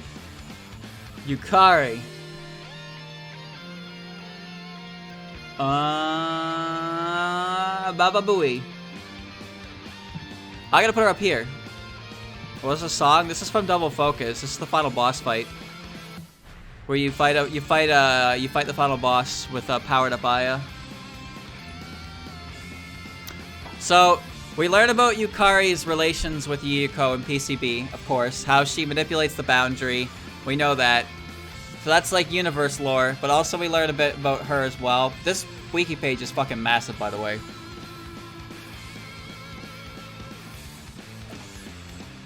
Her wiki page is massive. Holy shit. I think there's a lot in there. I could argue it's a little more on universe lore than character lore, because she really just sleeps a lot. But it's interesting to think about how, with her abilities, her devious nature is put into, not really in perspective, but it's mentioned. And it's kind of like how, you know, people are off-put by her because the way she conducts herself. She's very... It's hard to get a grasp on her. And also the fact that her powers require such an insane, like, willpower and ability to maintain the way she does what she does. And she's capable of just destroying Gensokyo if she really wants. It's kind of cool. Alright. Next is... Surupetan. You know the one. How many do you got? Oh, Jesus. Where are you? Seika has 4. Oh, Jesus. Alright, wasn't expecting her immature missing power one to be massive. Oh, whoops. Alright. Foregathering dream, illusion, and thus a night parade of 100 demons. Seika Ibuki. Species, Oni. Location, some hidden country occupied by Oni. Currently, she's living somewhere in Gensokyo. Ability, manipulating density and sparseness. There are supposedly no Oni in Gensokyo, but this girl insists that she is an Oni. Oni are generally jolly and love to drink, feast, and compete with humans in any kind of contest. From simple melee to drinking games. When they find a human that they like, they tempt that human into challenging them in any way the human desires. Should the human lose, they are abducted. What happens when you're abducted? Chat, what happens when an Oni abducts you? Just gonna get carried like a sack of potatoes by Yugi, taken away. What happens? Tell me what happens! Eaten? Why would they eat a human they like, you know? They only challenge humans they like. Why would they eat them? The Oni finds these games to be great fun, but humans don't appreciate the nature of that fun. Put simply, humans cannot compare to an Oni's level of ability. Humans could enjoy themselves as much as the Oni if they tried to reach the power level of their opponents, but they don't. Worse still, humans attempt to destroy the Onis with underhanded tactics. Abduction by Oni used to be a symbol of human fear, which was the Oni's reason for their existence. In a way, that fear was necessary to the human race, yet the humans selfishly put an end to it. Oni came to be born of the fear of abduction. Huh. That's interesting. I don't think I've ever seen Suika carry anyone off, though. The Oni, growing weary of being duped and killed repeatedly, abandoned humans for all time and moved to a place beyond human reach, or so the legend says. In any case, the Oni have not been seen since. This girl insists that she is an Oni. She is certainly jolly and loves drinking and likes feasts so much that she has them every 3 days. The reason for that is given in game, so I won't mention it here. But to tell the truth, she wants to restore the relationship between humans and Oni. Now, why did that fail? That's also mentioned in game toward the end. Oh, okay. Thanks, son. As mentioned above, Suika is jolly and drink-loving, innocent and simple-minded. She raises an upbeat atmosphere in a crowd, but when you're alone with her, you'll gradually become irritated by her childishness. Her ability allows her to control density and sparseness. She can gather and scatter whatever she desires. By gathering people's sentiments, they will have parties. By scattering herself, she can become mist. The strange mist was herself in very thin form. Her ability does not produce new power. It can only gather and scatter that which already exists.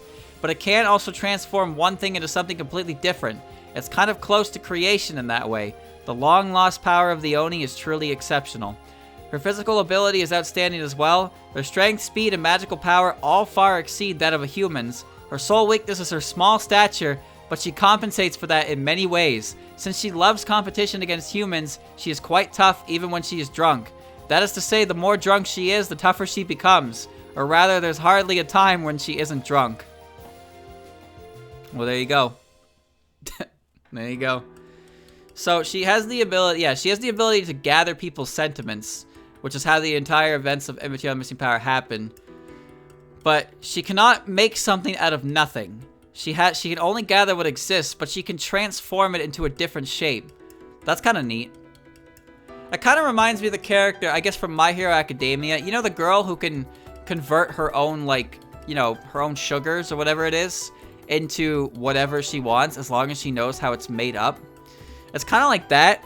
So Suika can gather stuff that exists and formulate it into something else entirely, using like other things as building material.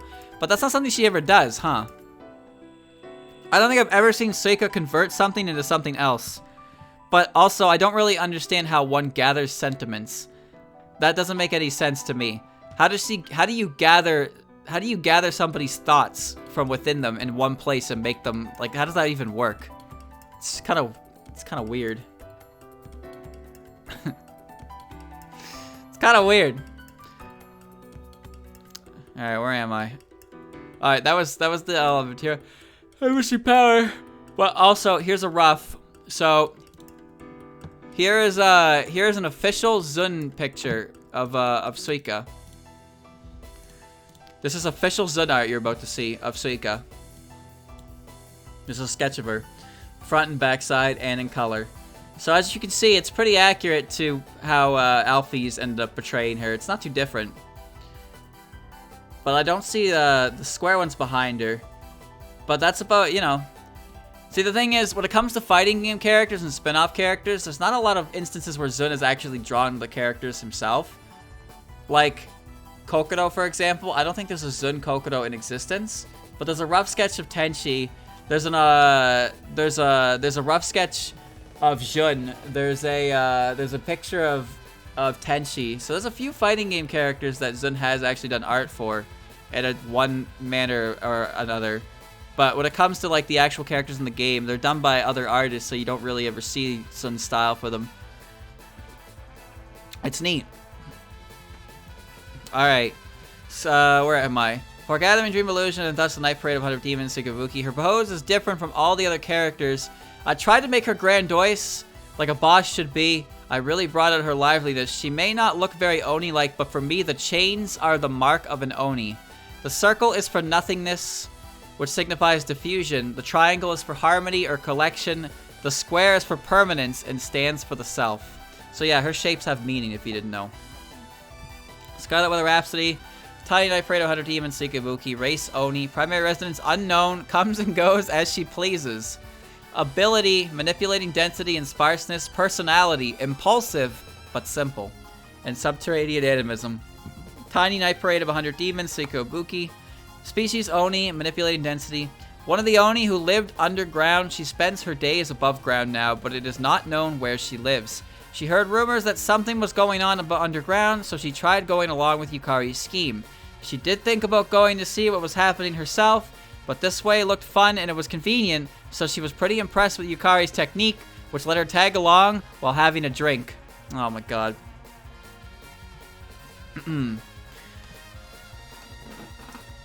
Yeah, Tenchi got put on a shirt for a convention. But some of the written characters and like fighting game characters don't have anything. There's no official Totetsu.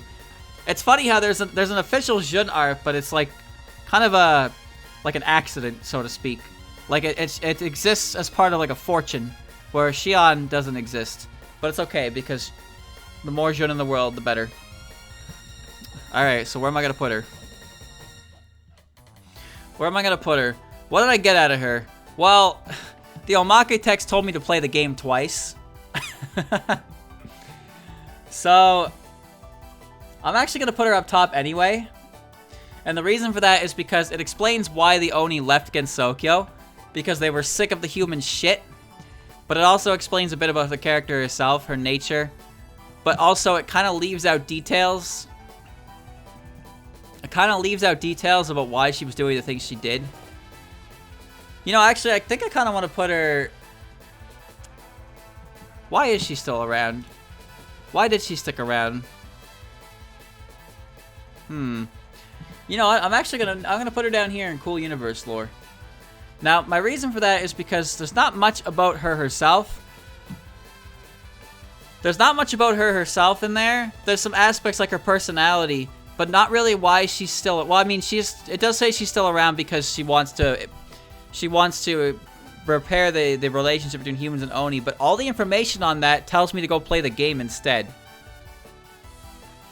But you learn how her ability works. Oh god, no, you know what? I'm putting her back up there because you learn how her ability works.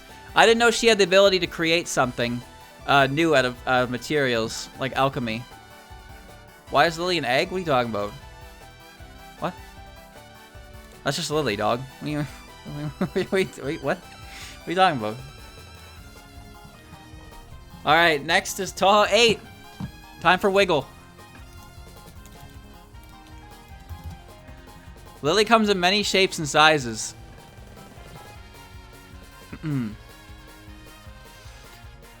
Alright.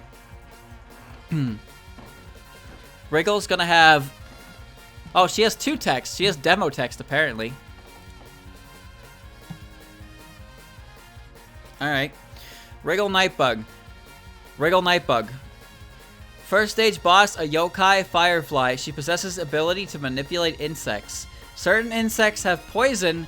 If she controls something like a horde of harvest mites, humans can do nothing against her. May be stronger than you think.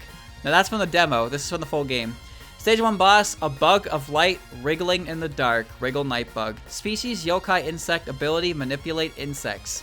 Stage 1 boss, insects gather around her. Fireflies can perform their flashing with time synchronization even in huge swarms, but that is actually because there is a commander like her within them. Those who carelessly regard her as a mere insect will be easy victims to the swarm of her insects. When Wriggle is upset and serious, she summons a swarm of harvest mites, which can cause deadly fever to humans. She can't stand cold or insecticide. Wow, shocking. She does not like insecticide. So what did we learn, chat? We learned that Wriggle can summon harvest mites to create the plague. Cool. We're gonna put that under neat, I guess, because the only thing I learned today is that fireflies, she can summon harvest mites. That's a cool bug fact. I wouldn't call it a sick bug fact, but I'll call it a cool bug fact. Had no idea she couldn't stand insecticide. Good informations to know. Next is Mystia. Mystia should have 3. Oh, she has 4 actually. She's got demo text from 9 and 8. Alright. Mystia Lorelei. The stage 2 boss, a night sparrow. She possesses ability to drive people insane by singing. Seeing as humans have only heard her cry, her true form is unknown. From her cry, she's called a sparrow, but it's hard to say if she's actually a sparrow. As humans don't know her form, they fear her. It is unclear what they would think if they saw her. She's known to give humans night blindness, an illness where one's eyesight degenerates a lot in dark places to hide her form. I see. And then the actual game. Stage 2 boss, Night Sparrow Apparition. Mystia Lorelei, Night Sparrow, driving people insane by singing. Stage 2 boss. In addition to her Song of Confusion, she can make people night blind. Humans call her a Night Sparrow, but few have ever seen her appearance. This is because she only plays during nighttime, and humans around her become blinded by darkness anyway. Had they seen what she actually looks like, they probably wouldn't have called her a sparrow. Her song can cloud a person's judgment. Humans who walk into the night in that condition inevitably disappear without a trace. This confusion ability is the main reason people lose their way at night so easily. In addition, she's known to give humans night blindness, an illness where one's eyesight degenerates a lot in dark places to hide her form. Now, remember, Mystia runs a night stall where she causes people to suffer from night blindness and then sells, she sells them grilled lamprey, which is supposed to be good for your eyesight, which then she lifts her ability and causes the night blindness to be cured, and she runs a scam. But the thing is, her food is actually really good, so it's okay. So, people don't know that it's Mystia producing the songs because she hides her appearance and then she sells them the cure. She's a genius. And now Phantasmagoria Flower View. Night Sparrow Apparition, Mystia Lorelei. A yokai bird that abducts people off night paths. She possesses ability to bewilder people by singing. Although nothing special during the day, her song never ceases. If you are in the middle of the commotion of flower viewing and hear the noisiest singing voice, it is Mystia's doing. And then the full game. A troublesome yokai who doesn't do much else other than singing. People will start going mad if they hear her song. She loves festivals and events with lots of noise and action the most. Gensokyo, which is caught up in the flower incident, is like a playground for her. Alright. So, honestly, like, here's the weird thing about this. So, based on the Omake text, I want to put Mystia here, right? Because there's barely any characterization there. However, as we all know, Mystia takes to opening a lamprey stand because she doesn't believe that she believes you can run a successful stand like that without having to rely on using birds. So she runs one with lamprey. Also, we know that she is in a 2-person band with Kyoko. So the thing is, Mystia actually does get a lot of extra characterization, but it's not in the Omake text. But she did get characterization, so I can't even be like, Zun, please, more characterization, because she got a lot more than any other character would ever hope to get. So I'm gonna put her in neat, I guess, based on that, just to avoid confusion, because she got the characterization I'm asking for, but it's not in the Omake text, so it's weird, you know? It's like, it's weird. She gets a lot of additional characterization for various reasons, but it's just not present in the Omake text, so it feels weird to say that she didn't get characterization, but based entirely on the Omake text, it's correct to say it like that. Anyway, next is the teacher lady. Human form, Hakutaku form. I like this. Hold on. So here's Kane getting bamboozled, and here's Kane bamboozling. Getting bamboozled, bamboozling.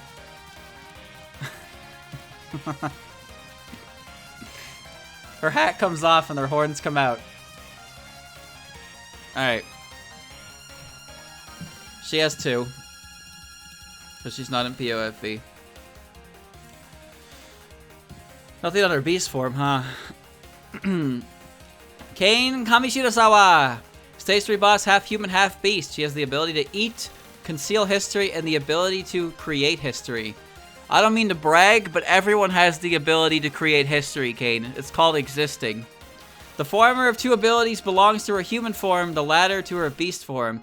She's normally in her human form, but her true form is a were Hakutaku. She transforms to a Hakutaku during the full moon, at which time all information is known to her.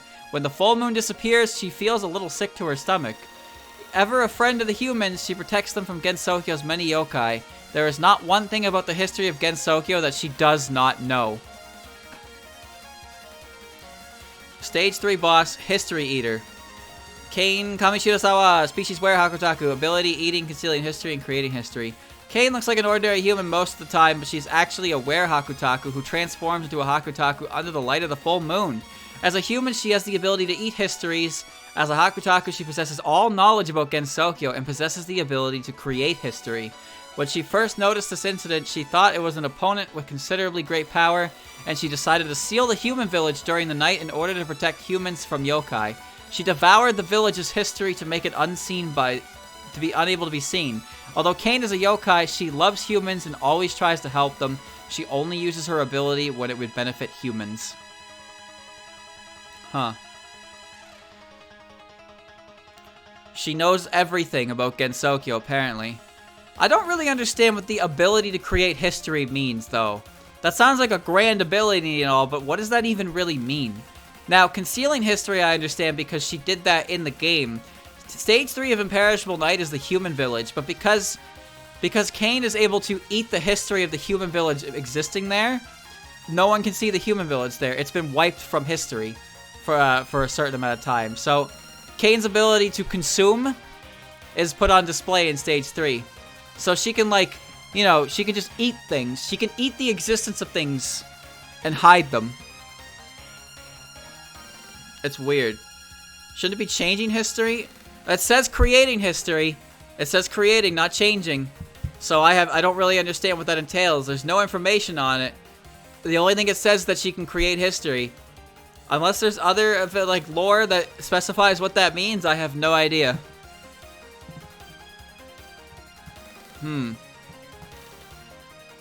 Anyway, she's an underutilized character. That's for sure. No doubt. Like, please do more characterization. There's not enough information on how it works. I mean, to be fair, we do know a bit how her human ability works because we see it in the game, but I'm kind of not really sure what creating history means or how it differs from just, like, you know? Like, how is it such a grand ability that she can only use it when she's at full power mode? Weird. But I'm going to put her under more characterization because I do think she's a very underutilized character. She doesn't really show up in anything. Even among the characters in the human village, like Kozuzu and Akyu. Kozuzu and Akyu get a lot, but even though Kane is right there with them in the human village, a big part of the human village, she doesn't really, like, show up and do anything. This is the guy who said that the ability to float means you can float through reality. True. True. Creating history can mean literally anything. If it's vague enough, you can make your own inferences. I think Kane would be a much more popular character if she was allowed to do more, but she just doesn't. As I said, all the characters who frequent the human village, like Akyu and Kozuzu, even Mamizo. Why does Mamizo get more stuff in the human village than Kane does? The only time Kane ever shows up in the human village is when they're, like, showing bits from the school, and that's it. But there's so much more that character can do and be a part of, because she's clearly on the side of humans and has a pretty incredible ability involving, like, history, and she knows the history of all of Gensokyo itself, but then she just kind of, like, sits on the sidelines for everything. Like, I feel like the perfect game to put her as a fighter would be Urban Legend and Limbo. Or not that one, Hopeless Masquerade, because Hopeless Masquerade gets the human village involved, right? So, that seems like an incident where Kane could actually, like, show up and fight, you know? Because she's worried about what's going on, she needs to figure out what's going on. So, she goes in there, guns a-blazing, headbutts flinging, you know? but Kane just kind of doesn't show up at all anymore. She's like a background character, which is a damn shame because she has a cool idea to her. Maybe Zun doesn't like the color green. Maybe he made the green form and was like, ew, and then he just didn't use her ever again. I don't think I've ever seen Beast Kane outside of Imperishable Night. I can't remember a single piece of official media that shows Kane in beast form. Maybe in one of the written works as like a one image thing, but I don't know. I have no idea. Alright, Tay has 3, by the way. She's got Bogetsu. Imperishable Night. My favorite Tay voice is the one from M1. Tay Koren! Stage 5 mid-boss, Rabbit of the Earth, Tay Inaba. Ability, Species Yokai Rabbit. Ability, conferring good luck to humans. After taking good care of her health and living for a long time. By the way, Tay is really old. Tay has the power equivalent to that of a yokai. She leads the Earthborn rabbits living in Aante. Her impetuous temperament makes her seem more like a fairy than a yokai. Humans who lose their way in the bamboo forest around Aante sometimes catch a glimpse of Tay. Those who see her are able to find their way out without fail, so she is considered a guide of the forest. Hold on.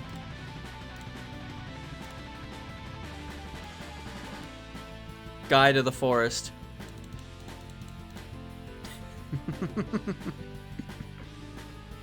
Powerful stuff. Where's my reset? Powerful stuff. The bun gun. Source? I made it up. It says chapter 22 of Inaba of the Moon, Inaba of the Earth. It's from the 4-Koma one. There's a lot of good panels there in that one of my favorite panels from that one is the one where Suiko is hanging out on the roof of Aante and she's just got a smile on her face. And Tay's like, hey, Racing, she's causing the rain, go beat her up. And Suiko's just like, huh? Where am I? It's a shame that they waste their fortune given to them by Tay on such a small thing, but humans are too clueless to notice their mistake. Yeah, so Tay is a good luck charm. Phantasmagoria Flower View, Bear White Rabbit of Good Fortune, Tay Inaba Tay. A yokai-powered rabbit who cared about her health and lived long in Aante. She's a leader of plenty of Earthborn rabbits. This time she went outside of her to have fun with the rabbits that is so excited with the unnatural scenery without telling the members of Aante. Now, I don't know if it's actually confirmed or anything. Maybe it's in the trivia section or something, but Tay is based on the rabbit from the legend. The legend of Ota, what's his name? It's... What is it? Otine Konushi? What is this? Is that his name? It's the story of the rabbit who tricked the gators, or the white hair of Inaba. The rabbit who tricked the gators to form a bridge for him to cross, and then he taunted them, in which the gator then fucking skinned him. Kunanushi, yeah, that's it. The gators skinned him, and then when the rabbit was trying to figure out, the rabbit wanted to grow its fur back, it asked a bunch of humans, and the humans told the rabbit a bunch of bad things, like cover yourself in lemon juice, and then roll in salt. And Okunanushi was the only one who was, actually helped the rabbit recover its fur, and the rabbit wasn't, eternally grateful to that. So I'm pretty sure Tay is very, heavily based on that rabbit. But I don't see anything specifically mentioning it. Bogetsu Show, Tay Inaba, Yokai Rabbit, conferring good luck to humans. Rabbit that became a yokai from living long, the leader of the wild rabbits. It is said that it brings good luck to those who meet her, though. Meeting her in the depths of the bamboo forest lost where she resides itself is lucky. Though timid, she is smart and likes playing pranks, which makes her more like a fairy than a yokai. So that's it for that. Now here's the thing. I'm putting Tay here because we do know a little bit. The Ancient Duper is, one of her spell cards is based on the Ancient Duper, as in duping, tricking. So here's the thing about Tay. There are things that give Tay more characterization outside of these Omake texts. One, We know that Tae was directly involved with talking and opening relations with the people of the moon because she approached them and offered protection, basically, in exchange for them sharing their knowledge and medicine with the rabbits. So they had a mutual agreement like that. And also, there's the chapter in Wildhorn Hermit with the rabbits, where you get to see a little bit of Tae's more serious side, which does give her a little more characterization. It's not much, but it's very much appreciated. It's actually one of my favorite chapters because it goes out of its way to explain, like, a little bit of Tae and show that, you know, she's not all fun and games and tricks and goofy shit. Like, she does care about the rabbits that she looks after. Tae is effectively their landlord, correct. Tae was originally in the bamboo forest before they showed up. She approached them and told them that in exchange for, as I said, in exchange for their knowledge and medicine, they would keep A and Tae hidden from the world. So they formed a mutual agreement. But it just, you wouldn't really know that's the case because of the way they interact. It feels like Tae is just like the named subordinate to them. But she just, like, hangs out there. She lives in the forest, but she hangs out at A and Tae itself. It's like the home of the rabbits. They all live there. And, you know, she's, like, Raisin thinks she's the boss, but Tae is actually the boss, because all the rabbits only listen to Tae, but not Raisin.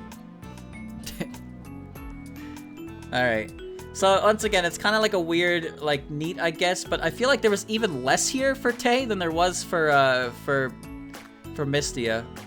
But Mystia has way more extra characterization than Tae anyway, so I'm okay with holding it there. Speaking of bunnies, next is Raisin. Not that Raisin. No! No! Not that one!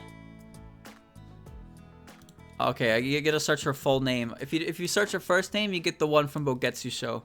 If you gotta search her full name. Raisin Udongen Inab. So she's gonna have like 3 or 4. Sorry, she has 7. Oh my god. Okay. Imperishable Knight. Raisin. Stage 5 boss, Lunatic Moon Rabbit, Raisin Udongen Inaba. Species Moon Rabbit abilities, Manipulating Insanity, parentheses, SIC, sick. This is not a mistake. It has been transcribed exactly as found in the original source. Her ability is sick.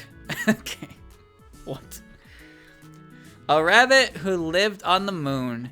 In her eyes dwell far greater power of insanity than the rabbits of the earth. She is currently the pet of Kaguya, although real name is simply Raisin. She has adopted the admittedly quite contrived kanji spelling in order to blend in among the earthlings. So her name is written in katakana, but I guess she has it in kanji now. I don't really know how Japanese works for characters. It's very confusing if you don't know anything about a language. I mean, they say English is one of the hardest languages to learn, and I believe it because I don't understand it and I talk it. So, you know, I talk it. That's how you know I'm good at English. God damn it. In order to blend in among the earthlings, Udongen is the nickname given to her by Eden. The reasons for this are unknown. That's not true. Who affectionately also calls her Udong. Why one would casually cite a nickname only to abbreviate it is unknown. And thought of an aliens are difficult to fathom. Now, the funny thing about that is that this is actually not true anymore. Udongen was named after a certain tree that grows on the moon that spouts rainbow fruits. So Eden named Raisin, gave Raisin that nickname as basically like a memorial of home, essentially. But then she calls it a nickname. But of course, Imperishable Night came out before Bogetsu Show was written, and Runagate came out because this is information I believe that comes from Runagate. So yeah, this is basically outdated lore at the moment that we're reading. Udongen, let's see. Inaba is a nickname given her by Kaguya. Inaba is a nickname given her by Kaguya gave her. Okay. In fact, Kaguya calls all the rabbits Inaba and makes no distinction between Raisin and Tae when she says the name, though it seems she makes no such distinction in any case. Perhaps all rabbits are the same to her. Raisin is a moon rabbit who fled the moon after the beginning of the Earthling invasion, of which a detailed account may be found in Kaguya's profile. So we'll get there when we get there. I know there are 3 different, like, types of writing. And, like, a lot of things are written in katakana and hiragana because they're easier to understand. But then kanji is just, like, you put all the characters together to form the meaning of a word. Like, one symbol can mean so much. But it's ridiculous if you don't understand what you're looking at, you know? The Yudambaka. I know that plant, yeah. I used it. But no, it's the jeweled branch of Horai. The jeweled branch of Horai is also like it's a branch of the Horai tree. It's a tree that grows on the moon that sprouts rainbow-colored fruits. Kaguya is often seen holding it. It's got it's just, you know, I'm sure you can see, but it's called an udonging. Where am I? So on the Phantasmagoria flower view. So I've talked a lot about Raisin and how Raisin's abandonment of the moon is kind of what caused the whole events of Imperishable Night. There's a lot of bits and pieces of this information scattered throughout the lore, but let me go through the rest of this before I get sidetracked. Lunatic Moon Rabbit, Raisin Udongain Inaba. A rabbit from the moon, in her red eyes dwells far greater power of insanity than the rabbits of the earth. Flowers are blooming all over Gensoga, so the rabbits of Ayante went into an uproar. This couldn't be left uninvestigated, so she went out to investigate. While she's at it, since Tay disappeared, she's also going to bring her back if she can.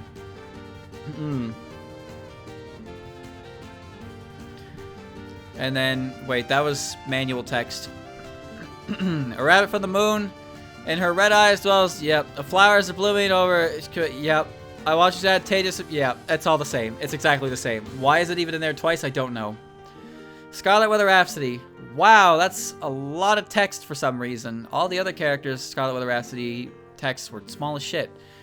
Lunatic Red Eyes. Race Moon Rabbit, place of residence, A&T, ability manipulating insanity. It's common knowledge that light is made of waves, but there's more to sight than just that. Space itself is waves, and the creatures, things, and of course light in it are also all made of waves.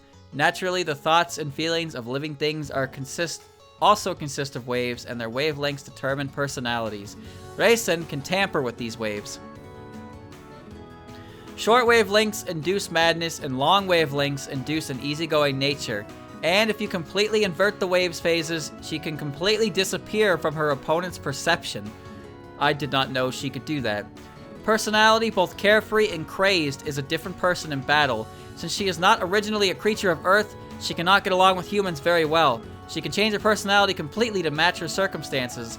Though she has never been friendly, she sometimes shows her dumb side, just like Reimu. Okay.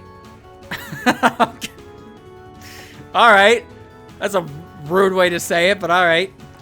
Alright, so her ability to manipulate insanity goes a bit farther. Now, I did know in the fighting game she has abilities that essentially teleport her, but I did not know that she was her ability is not really in manipulating insanity, but it's tampering with wavelengths. So she can induce madness, but she can also induce easygoingness, and also invert things to make her disappear from her opponent's perception. She can go invisible, like Sunny, without like light fracturing. Crazy. She goes invisible, but it's like she comes back like a teleport move. I saw it more as a teleport move than her going invisible and walking to another side, you know? Like Reimu teleports. Boketsu Show. Moon Rabbit ability to the extent of manipulating insanity. Lost wandering Gensoki to escape the battle that took place on the moon. Kaguya and Eren protected the Moon Rabbit. Raisin was her original name, but Udonging was a nickname given to her by Eren and Kaguya. And she got the name Inaba from the bright night. In addition to being a Moon Rabbit, she has the ability to talk among the rabbits at ultra-long distances. That's right, Moon Rabbits have telepathy. They can talk to each other. And then Lolke. Now here's something interesting. So you remember how I just mentioned how her ability is mentioned to be manipulating insanity, but according to SWR, it's actually manipulating wavelengths that she does to allow this. Now in Legacy of Lunatic Kingdom, her Omake text states that her ability is manipulating wavelengths. So at some point in time, between like fucking SWR and LOL-K, they changed. Maybe it's just the choice of word for the English translation. Who knows? But it seems like the ability has been changed to better match what it is she does. Instead of saying manipulate madness, it now says she manipulates wavelengths. A moon rabbit living in Ante, she felt some disquiet in regards to her orders this time. Why would Eden request help from humans in addition to just her? Perhaps there was something going on that only humans could see. The ultramarine orb once held the power to experience the future. This medicine was a secret elixir known to everyone living in the lunar capital. Alright. And then Antinomy of Common Flowers. Lunar-minded yokai rabbit on a different wavelength. Reisen Udongen Inaba. Tonight's moon is emitting even more light of insanity. An ex-moon rabbit who can manipulate insanity. And now we're back to that. Tonight, Reisen is hardly herself. Anyone against Sokyo would be shocked to see her now. Reisen's most unique trait is her insanity-manipulating urban legend, the Kune Kune. Would opponents see the Kune Kune and descend into madness, that's her big chance. So Reisen's story in Antinomy of Common Flowers is her dream self is just going crazy and like chewing everybody out for her mistreatment. And then at the end of the game where the dream world version disappears and the real one comes back and it's like, hey guys, what's up? And everyone's like, Reisen, you piece of shit, and she has no idea what's going on. Reisen didn't show up. Reisen's character in Urban Legend of Limbo was a PS4 edition, so she didn't have any text in the base game. Also, her story is like 3 chapters long, which I think kind of helps pave the path towards 15 a bit better. I'm not really sure about that, though, because I've never seen her story. But it was a PS4 thing, so it's kind of weird. Alright, and where does that put Bunny? That puts Bunny in neat, I guess. Because remember, there are a lot of things for this specific group of characters that, while not in the Omake text, is explored more elsewhere. Like, it does mention slightly that Reisen fled from the moon, but there's more to it. You know, she was taken in, her nicknames, but also the information on her nicknames isn't given in the Omake. We know why Kaguya does it because it's Kaguya, but Eden's explanation for her nickname says it's unknown in the Omake, but we know why her name is what it is from Runegate. So it's kind of like an awkward neat, I guess, because it's not really in the Omake, but it is in the written work. So she did get characterization, and she got a decent amount of characterization, kind of like Mystia, but not a whole lot in her Omake, despite so much, you know? It's weird. Anyway, we're on Eden now. Eden has 2. Alright. Stage 6 boss, the Brain of the Moon, Omoi no Kane. Eden Yakogoro, species Lunarian, abilities, making any drug, natural, genius. She's a person from the moon. That means she's an alien. She has lived on the earth for a long time. Her relationship with Kaguya dates back to their days on the moon. The Yakogoro family is a line of medicinal geniuses that have been living on the moon for some time. Even among them, Eden is exceptionally intelligent. She is much smarter than humans, which makes her rarely understood. I understand. I understand. You're just so fucking smart. I get it. In truth, she has power well beyond that of Kaguya's. She saves her power and maintains it at a lower level out of respect for Kaguya. That's right, she holds back not to make Kaguya look bad. Eden is originally from Earth, yes. Eden was one of the characters who left the Earth with Tsukiyomi to colonize the moon, because Tsukiyomi was like, man, fuck this place, and then he just flew off to the moon. So Tsukiyomi took a few of his most trusted advisors alongside with him, Eden being one of them. Which, by the way, Eden was older than Tsukiyomi in this legend. So Eden is one of the oldest characters probably in the entire series based on that. She's older than the god of the moon, the man who created the moon. But I don't know if she's immortal or not. It's so hard to understand this. There's so many times where I see oh, Eden is immortal like Kaguya and Moko. And then there's I don't recall seeing anything that explicitly says that she has consumed the Hodai elixir herself. Because if she did, she would have been banished. But she wasn't banished for consuming the elixir like the others were. She was banished because she took Kaguya and fled and then willfully abandoned the moon herself. She still, however, harbors a great deal of respect from, her students. aka the Watatskis, but the rest of the moon sees her as a dirty traitor. And anytime something bad happens on the moon, they're like, it's Eren! She's coming back! They fear her.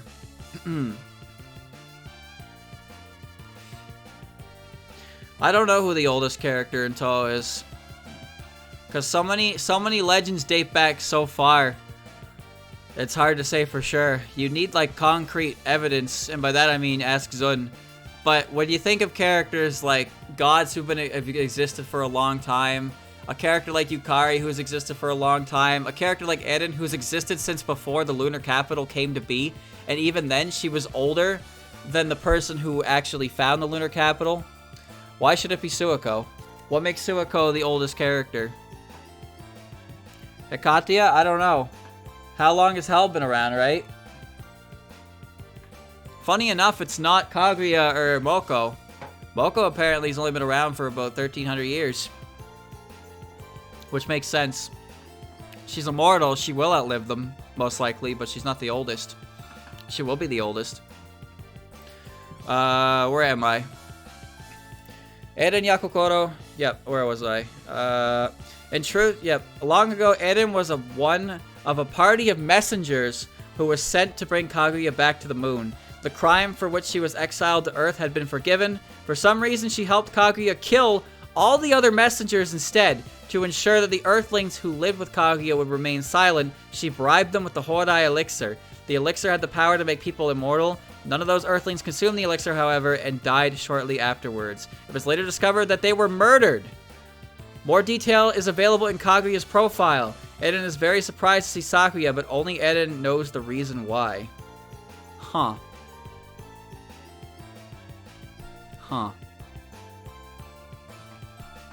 Alright, let's dissect this for a second here. So this is official Omake text, by the way. Now, as we know, Eren sees Sakuya, Eren is surprised by Sakuya, but we never, ever get anything out of that timeline. Ever. We don't know what that is. It's never been explored. It has only ever been teased. Now, here's something that's interesting. If you didn't know, Imperishable Night, at one point in development, had a Phantasm stage. There was text for it. And the moon level for that text was Izayoi. Same as the name from Sakuya's name.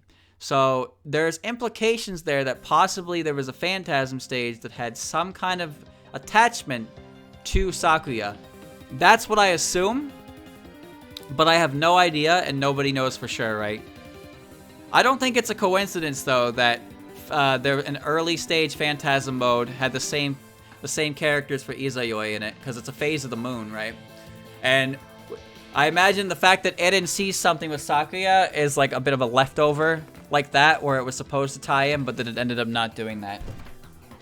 I think I just killed my monitor. Huh. Whoops.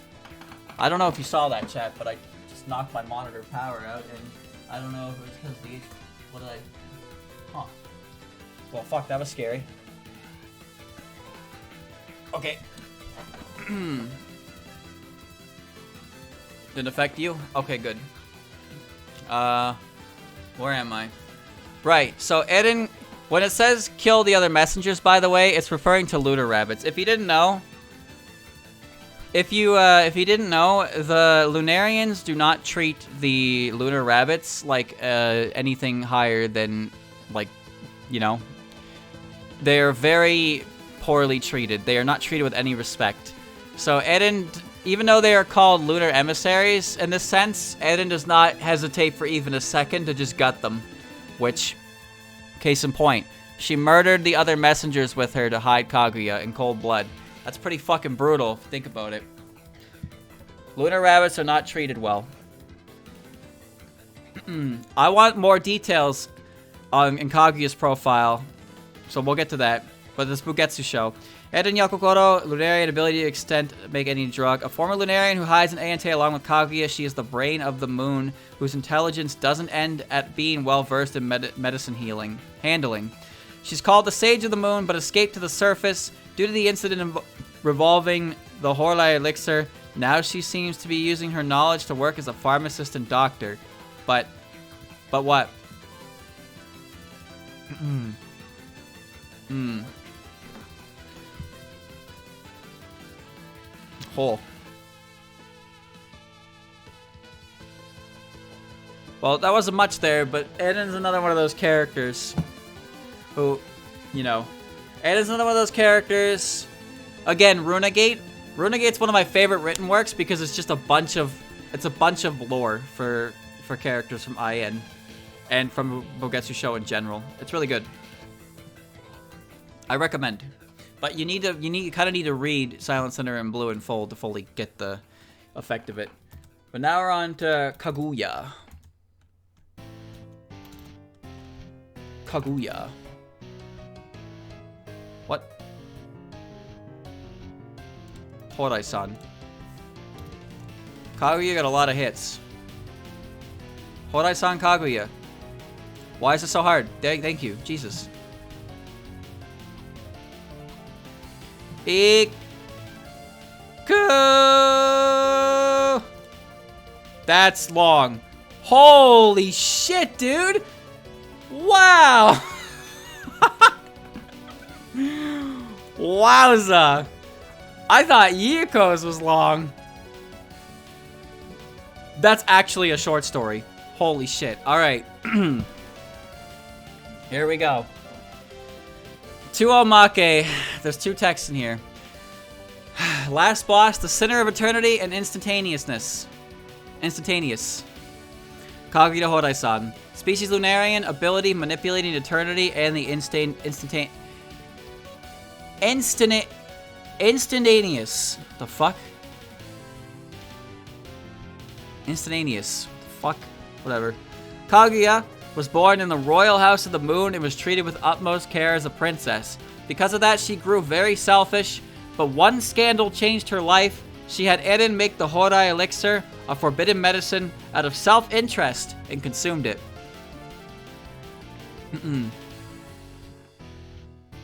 Oh, it is instantaneous. I was trying to read the word. Okay, alright. I know how to pronounce instantaneous, but I did not realize that was the way it was spelled. I was trying to pronounce it completely different. Oops. Where am I? The crime was soon discovered and Kaguya was executed for it. However, possessing the power of eternity, Kaguya immediately resurrected upon dying, so she effectively could not die. For Kaguya's punishment, she was exiled to Earth and forced to live among filthy humans. Soon afterwards, she was found by an old human male and began life as Kaguya Hime. So, this is going to be the story of, you know, Kaguya. Kaguya is a former Lunarian who was expelled from the moon. She enjoyed her life on Earth for a while without problems, but as rumors of her beauty spread far and wide, she started to feel bad about it. A few years later, she was allowed to return to the moon, but she really didn't want to. She had become attached to people who she were living with and preferred life on Earth, which was far more emotional than the life she had on the moon. Even so, Earth was a bit filthy and life on Earth had its share of problems. She was torn between Earth and the moon. It was then that she found a familiar face among the emissaries from the moon. It was Eren. Eren felt very sorry for Kaguya because she wasn't punished even though she was the one who made the elixir. Her desire for redemption was so strong that she was ready to do anything for Kaguya, so she decided to live on Earth with Kaguya. Eren betrayed the other emissaries and helped Kaguya escape. The two of them began to live in a desolate place. It was so desolate that it was haunted by yokai, aka Aente. So, here's the thing about Aente. Aente is the House of Eternity. Because Kaguya's ability, she can, like, stop the flow of time in a weird sense. So, Eren and Kaguya were within Aente for such a long time that they did not even realize they had become a part of Gensokyo. That's how long they were living in solitude. Time has slowly begun resuming at their location ever since the events of Imperishable Night. But yeah, they were, since the two of them were essentially living in stasis. Not unmoving in time. The world within around of Aente, time did not move forward for it. So that's why the house, you know, maintained itself so well. It never aged. It never went forward. But the world around it changed. The world around it did in fact change, which is why it ended up in Gensokyo, without the Lunarians even realizing it. Where am I? A long, long time has passed since then. The moon was no longer sending emissaries to fetch them. They had forgotten about the past and were living in peace. One day, an event took place that made them recall the past. It had been more than a century since Gensokyo was cut from the human world. They were living quietly without meeting anyone. On that day, a rabbit ran into their home. She claimed to be a rabbit from the moon who had come because she heard rumors about Gensokyo, a place where non-humans live. She then said, humans are invading the moon and it's becoming nearly impossible for people of the moon to live here.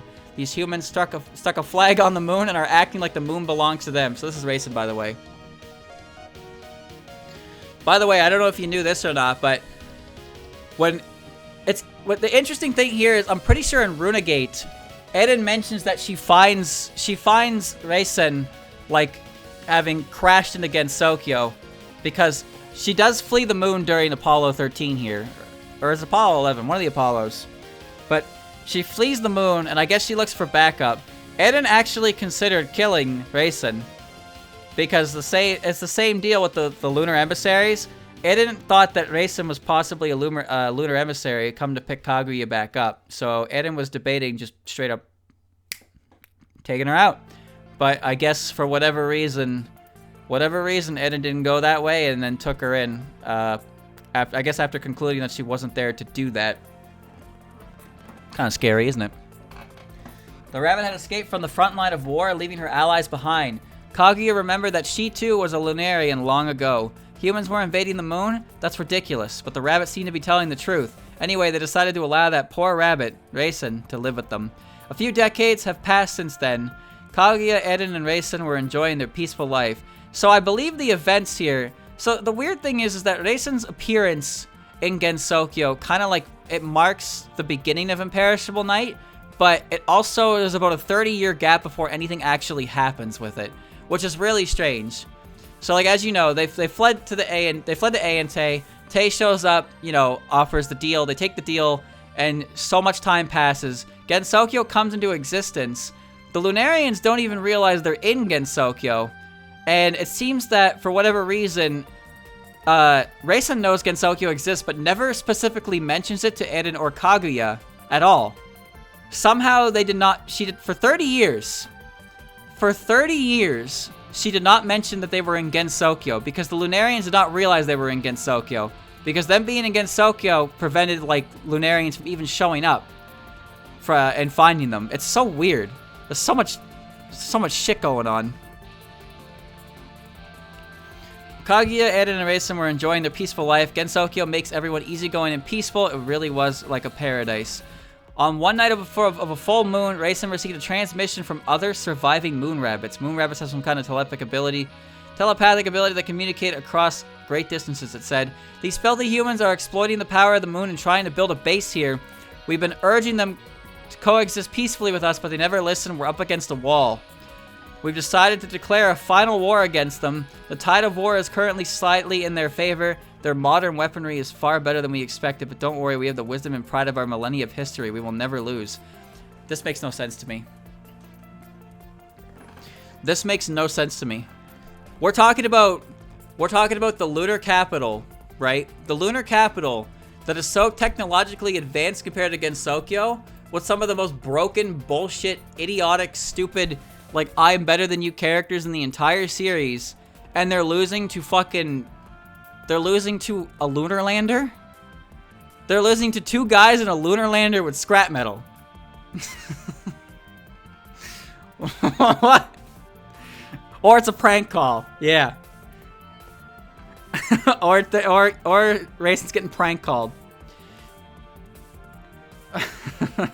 Dear Reisen, a war will be starting soon. Please come back and fight at our side. Also, please tell the humans you're living with that we're coming to take you back with us on the next full moon. Refusal is not an option. Oh, so this is how this works. So they're coming to take Reisen back. That's why. Reisen told them that she needed to return to the moon, but Kaguya and Eren were part of the Lunarian race as well. Kaguya remembered her past, a past of innocence, a life of living with humans, a memory of murdering emissaries and going into hiding. Kaguya had a discussion with Eren and decided not to return Reisen to the moon, which would result in killing the emissaries and relocated their home. Thus, they would have to return to going into hiding again. However, Kaguya got sick and tired of doing such a thing, so she would consult Eren. And if there was a way to drive away the emissaries while being able to live on Earth with dignity. So this is what causes this. Just as Kaguya was about to finish speaking, Eren presents a solution. If we remove the full moon from Earth, then the path between Earth and the moon will be closed. A full moon from Earth is what makes it possible for them to come here. That's why the Lunarians only visit on nights with a full moon. If we corrupt the full moon, Earth will become a large sealed chamber. And this is how the events of Touhou 8 begin. So, the funny thing is, Yukari is the reason the night never ends, but she does it because the moon becomes fake. Or I think Yukari makes a fake moon because Eren seals away the real moon. And the fake moon becomes a bit problematic because the moon's never ending, so the night is forever. But they need to find where the fuck the real moon went because that's a huge problem. Because Eren just did this and it affected the entirety of the area around her, but she was unaware of that until, you know, people started coming to her door being like, where's the moon? Hello? Give me the moon back! Thus, they hid the true moon from the Earth, replacing it with a fake moon that will never be full. Never mind. Never mind. Eren did that. Yukari stopped the flow of time, an imperishable night, but the fake moon was caused by Eren. It was no longer possible to travel between Earth and the moon. Their only mistake was that it had not expected the power of the yokai who rely on the power of the full moon to be this powerful. In the end, humans and yokai succeeded in dispelling the fake moon, but that wasn't a problem. Gensokyo was already sealed by the Hakude border, so the Lunarians wouldn't have been able to enter Gensokyo to begin with. Kaguya, Eren, and Reisen had come out of hiding and are living freely in Ayante. So what was the outcome of the Moon War? That didn't matter to Kaguya anymore. Gensokyo is now her home. So that did not explain about her... That did not explain about their family getting murdered at all. So, alright. So now I understand the full scheme of events. Let me try and put this together. So, Kaguya lives on the moon, and a self-centered and selfish request for the Hodai elixir from Eren. Eren whips up the Hodai elixir, Kaguya drinks it. Kaguya is then executed for her crime, but she, you know, she gets better. And then they're like, well, shit. So they banish her to Earth, where she enacts the story of Kaguya Hime, Flight of the Bamboo Cutter. You all know it. So eventually, she served her time, I guess? And lunar adversaries come down to take her back. Eren is among them. Hey. And Eren feels really, really bad that she did not receive any punishment despite her being the one making the elixir. So she takes it upon herself to look after Kaguya, and it betrays the other fellow emissaries that she comes with, kills them, runs away, and so they flee. So fast forward, they find the house of Ayante, and they end up being there. They live there. They run into Tay, who Tay negotiates a deal with them. Tay ends up, you know, we hide your home. In exchange, you share your knowledge and medicine with the rabbits, and that goes there. Centuries pass, time passes. They have now found themselves in Gensokyo without realizing it. Eventually, another moon rabbit crashes into Gensokyo because they'd heard of it, and they are looking to request help for a moon invasion. So Reisen shows up in Gensokyo, finds Kaguya and Eren, and requests help. Or, not requests help, but kinda does, and mentions the fact that the moon is under attack. Moon's haunted, yo. But they don't believe humans are attacking the moon. But they don't really bother with going about it. So instead, they just take Reisen in and don't worry about it. So about 3 decades pass, about 30 years pass. A new war is brewing because Reisen receives a new transmission from a moon rabbit saying that they're going to start a final war. And they're coming to pick Reisen up for the fight. And she cannot refuse. And getting this information, Eren decides that they have to basically run again. They have to flee again. But Kaguya doesn't want to run anymore. Kaguya just wants a solution that lets her stay where she is, but also removes the threat of being found. And then Eren whips up a solution by hiding the full moon and creating a fake moon. She cuts off the passage from the moon to the Earth, so they can't use it. However, all the yokai have become powerful because the full moon is the source of their power, but the fake moon was still powerful enough to give them full power. All the characters in Gensokyo realize that it's a fake moon, and it's not good, so they'll go out to solve it. And when they go out and solve it, Kaguya and Eren, they realize that since they're in Gensokyo, the pathway for the moon emissaries to travel directly to them was cut off anyway, so there was no risk in the first place. And that is the events leading up to and the events of Imperishable Night. Bum, bum, bum. The 2 ways that they get to the moon in Bugetsu show is the Dragon Palace method, which is in Touhou lore, the Dragon Palace is the lunar capital, because if you enter the reflection of the full moon on the lake, it takes you to the Dragon Palace, which actually is the lunar capital, or having the celestial or the lunar remnant or veil, whatever it is, attached to a rocket ship that is, you know, harboring the gods of voyage, which allows them direct passage to the moon for some reason. Lot of lore, yes. Anyway, Bugetsu Show. Kaguya Hodai-san, Lunarian, ability to manipulate eternity and the instantaneous.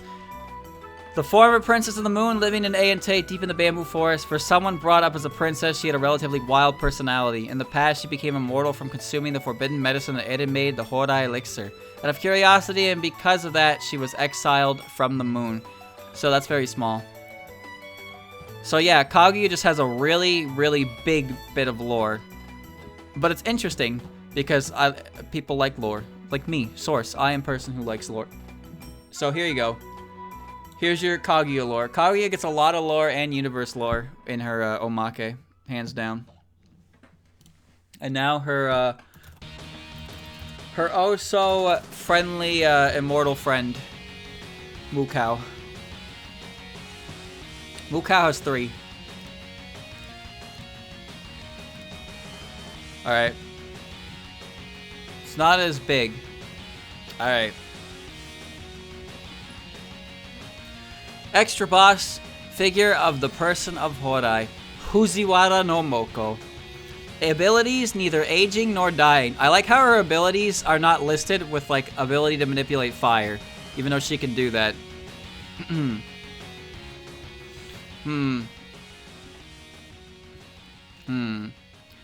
A human who has lived forever since consuming the Hodai elixir. Long ago, before she became immortal, she was the daughter of an aristocrat. She wasn't allowed to go out in public, so it seems that she wasn't a wanted child. One day, her father proposed to a commoner girl, but was humiliated because she responded by making an impossible request. That girl was Kaguya. Moko has hated Kaguya since then, and wanted to take her revenge before Kaguya returned to the moon. She couldn't make it in time, however. She reconciled herself by attempting to steal the pot of medicine that Kaguya left for the Emperor that time. Oddly, by the time Moko found the medicine, people were about to throw it into a volcano. She managed to steal it before it was thrown in and consumed it. The Hodai elixir. That was the last time she was ever seen. Humans who never age cannot live in the same place for long, so Moko was forced to live as a wanderer. Humans usually can't survive alone, but she can't die. However, she still suffers from hunger, and if she doesn't eat, the pain if she becomes injured. Eventually, she chose to live like a forgotten yokai in a desolate place.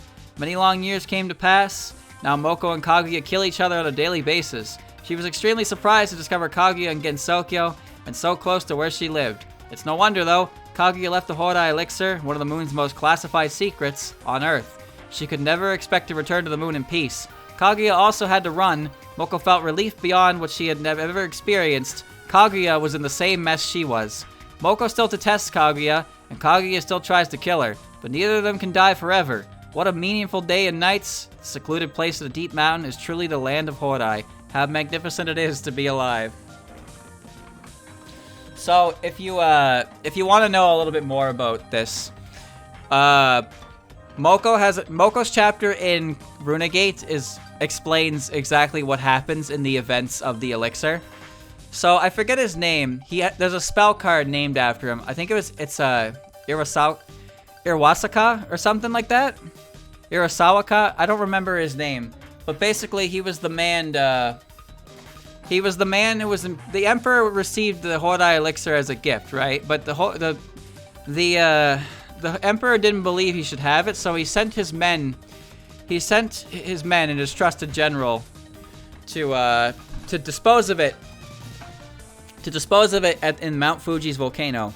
So he carries it and he finds Moko. He finds a human Moko who is like on the brink of death, by the way, barely alive, and he feeds her, gives her food, and you know she ends up surviving. But the reason Moko's following is because she knows it's from Kaguya, right?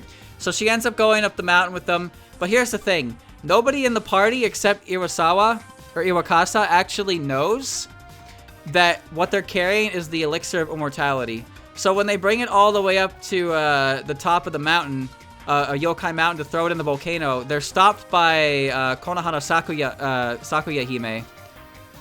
And she tells them that if you can't throw that in the volcano, because it will cause Mount Fuji to erupt.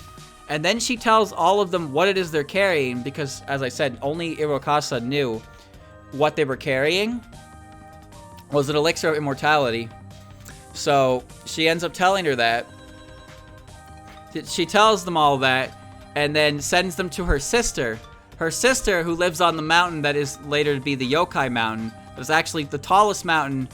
The reason they went to Mount Fuji is they wanted to dispose of it in the tallest mountain, the mountain closest to the gods, but it was actually the Yokai Mountain. I forget the name of the mountain it was. But her sister, who I guess looks after that of the undead or something like that. So she directs them to there. So Irokasa and this party turns around, and they go camping for the night. And lo and behold, Moko wakes up in the middle of the night and finds Irokasa alone with all of the other people who were carrying the elixir dead. And it's unknown whether or not Konohana Sakuya killed them. They killed each other, or Irokasa did them all in. It's unknown what exactly caused all of his men to bite the bullet. But internal strife is one of the reasons. So then now it's just Moko and Irokasa descending the mountain alone, and Moko succumbs to the desires. And the last thing you hear about her story is when she pushes Irokasa down the mountain. And after that, the flashback essentially cuts out. But you can kind of tell what happened after that. So Moko believes it's Sakuya, Konohana Sakuya, but at the same time, the people who were with them clearly did not know what they were carrying, and the Emperor made sure of that because he worried what would happen, for good reason. And I think the fact that the only person who was still alive when Moko woke up there was the only person who knew originally what it was, shows that the Emperor was right in withholding that information, right? It's dangerous information to have. So, yeah, Moko's not a very happy character. It's cool, though. Alright, and then we're at Urban Legend in Limbo. Blaze Human Inferno, Fujiwara no Moko, Occult Spontaneous Human Combustion. An immortal who manipulates fire, a character who dogfights with her entire body dressed in flames. Her footwork is light, and with no regard for her own body, she truly shines in close combat. Her occult attack is Spontaneous Human Combustion, when she bursts into blue flames, sacrificing her physical strength in exchange for firepower. Moko has several moves other than her occult attack that inflicts self-damage. She'll make sure to follow up with her stamina increasing special move, Resurrection. Yep. The thing about Moko is it's not even listed in her abilities. Her abilities are listed as neither aging nor dying, but she can manipulate fire. She just can do that. Crazy. And then Antinomy of Common Flowers. Self-abandoning and immortal human, Fujiwara no Moko. I've lived for ages now, but this is still a first, which is what makes it so fun. A mysterious immortal who lives in the bamboo forest. Even for someone as long-lived as her, the perfect possession battles were fresh and exciting. In order to fully enjoy this opportunity to run wild, she teams up with a partner with whom she had a mutual interest. A close-range fighter who quite literally burns with passion, unleashing an onslaught of reckless, HP-sacrificing attacks. Well, the Hodai Elixir doesn't grant you any special powers. It just grants you immortality. It's like 1 sip will prevent all diseases. 2 sips prevents, is eternal youth. And then the 3rd sip is true immortality. And apparently if you eat the liver of somebody who has consumed the Hodai Elixir, you gain its properties. Don't ask me. But if you want to see something, this is actually official if you didn't know. But here's what Moko actually looks like before, years past. So the left is Moko before, 1,300 years ago, essentially. And this is Moko now. So she's completely changed. I remember seeing, art of this Moko and being like, who the fuck is that? That's not Moko. But Moko's look has changed over the years, clearly. But that's what she originally looked like. That's what she looked like when she was following Iwakasa up the mountain. Well, of course she didn't grow. How could she grow? I just told you, the second sip of the elixir is eternal youth. So since she looked like that before she drank the elixir, she was never going to change physically. I mean, her hair grew longer, but it's still Moko. There's just slight differences, but her body and her face, it's still pretty much the same because, well, the elixir. How'd she get white hair? You ever hear hair dye? You know, all the talismans on Moko's pants are anti-fire talismans to prevent her clothes from going up in flames. Same with her hair ribbons. Everything on her, all of her accessories are anti-flame talismans to prevent her from burning everything down.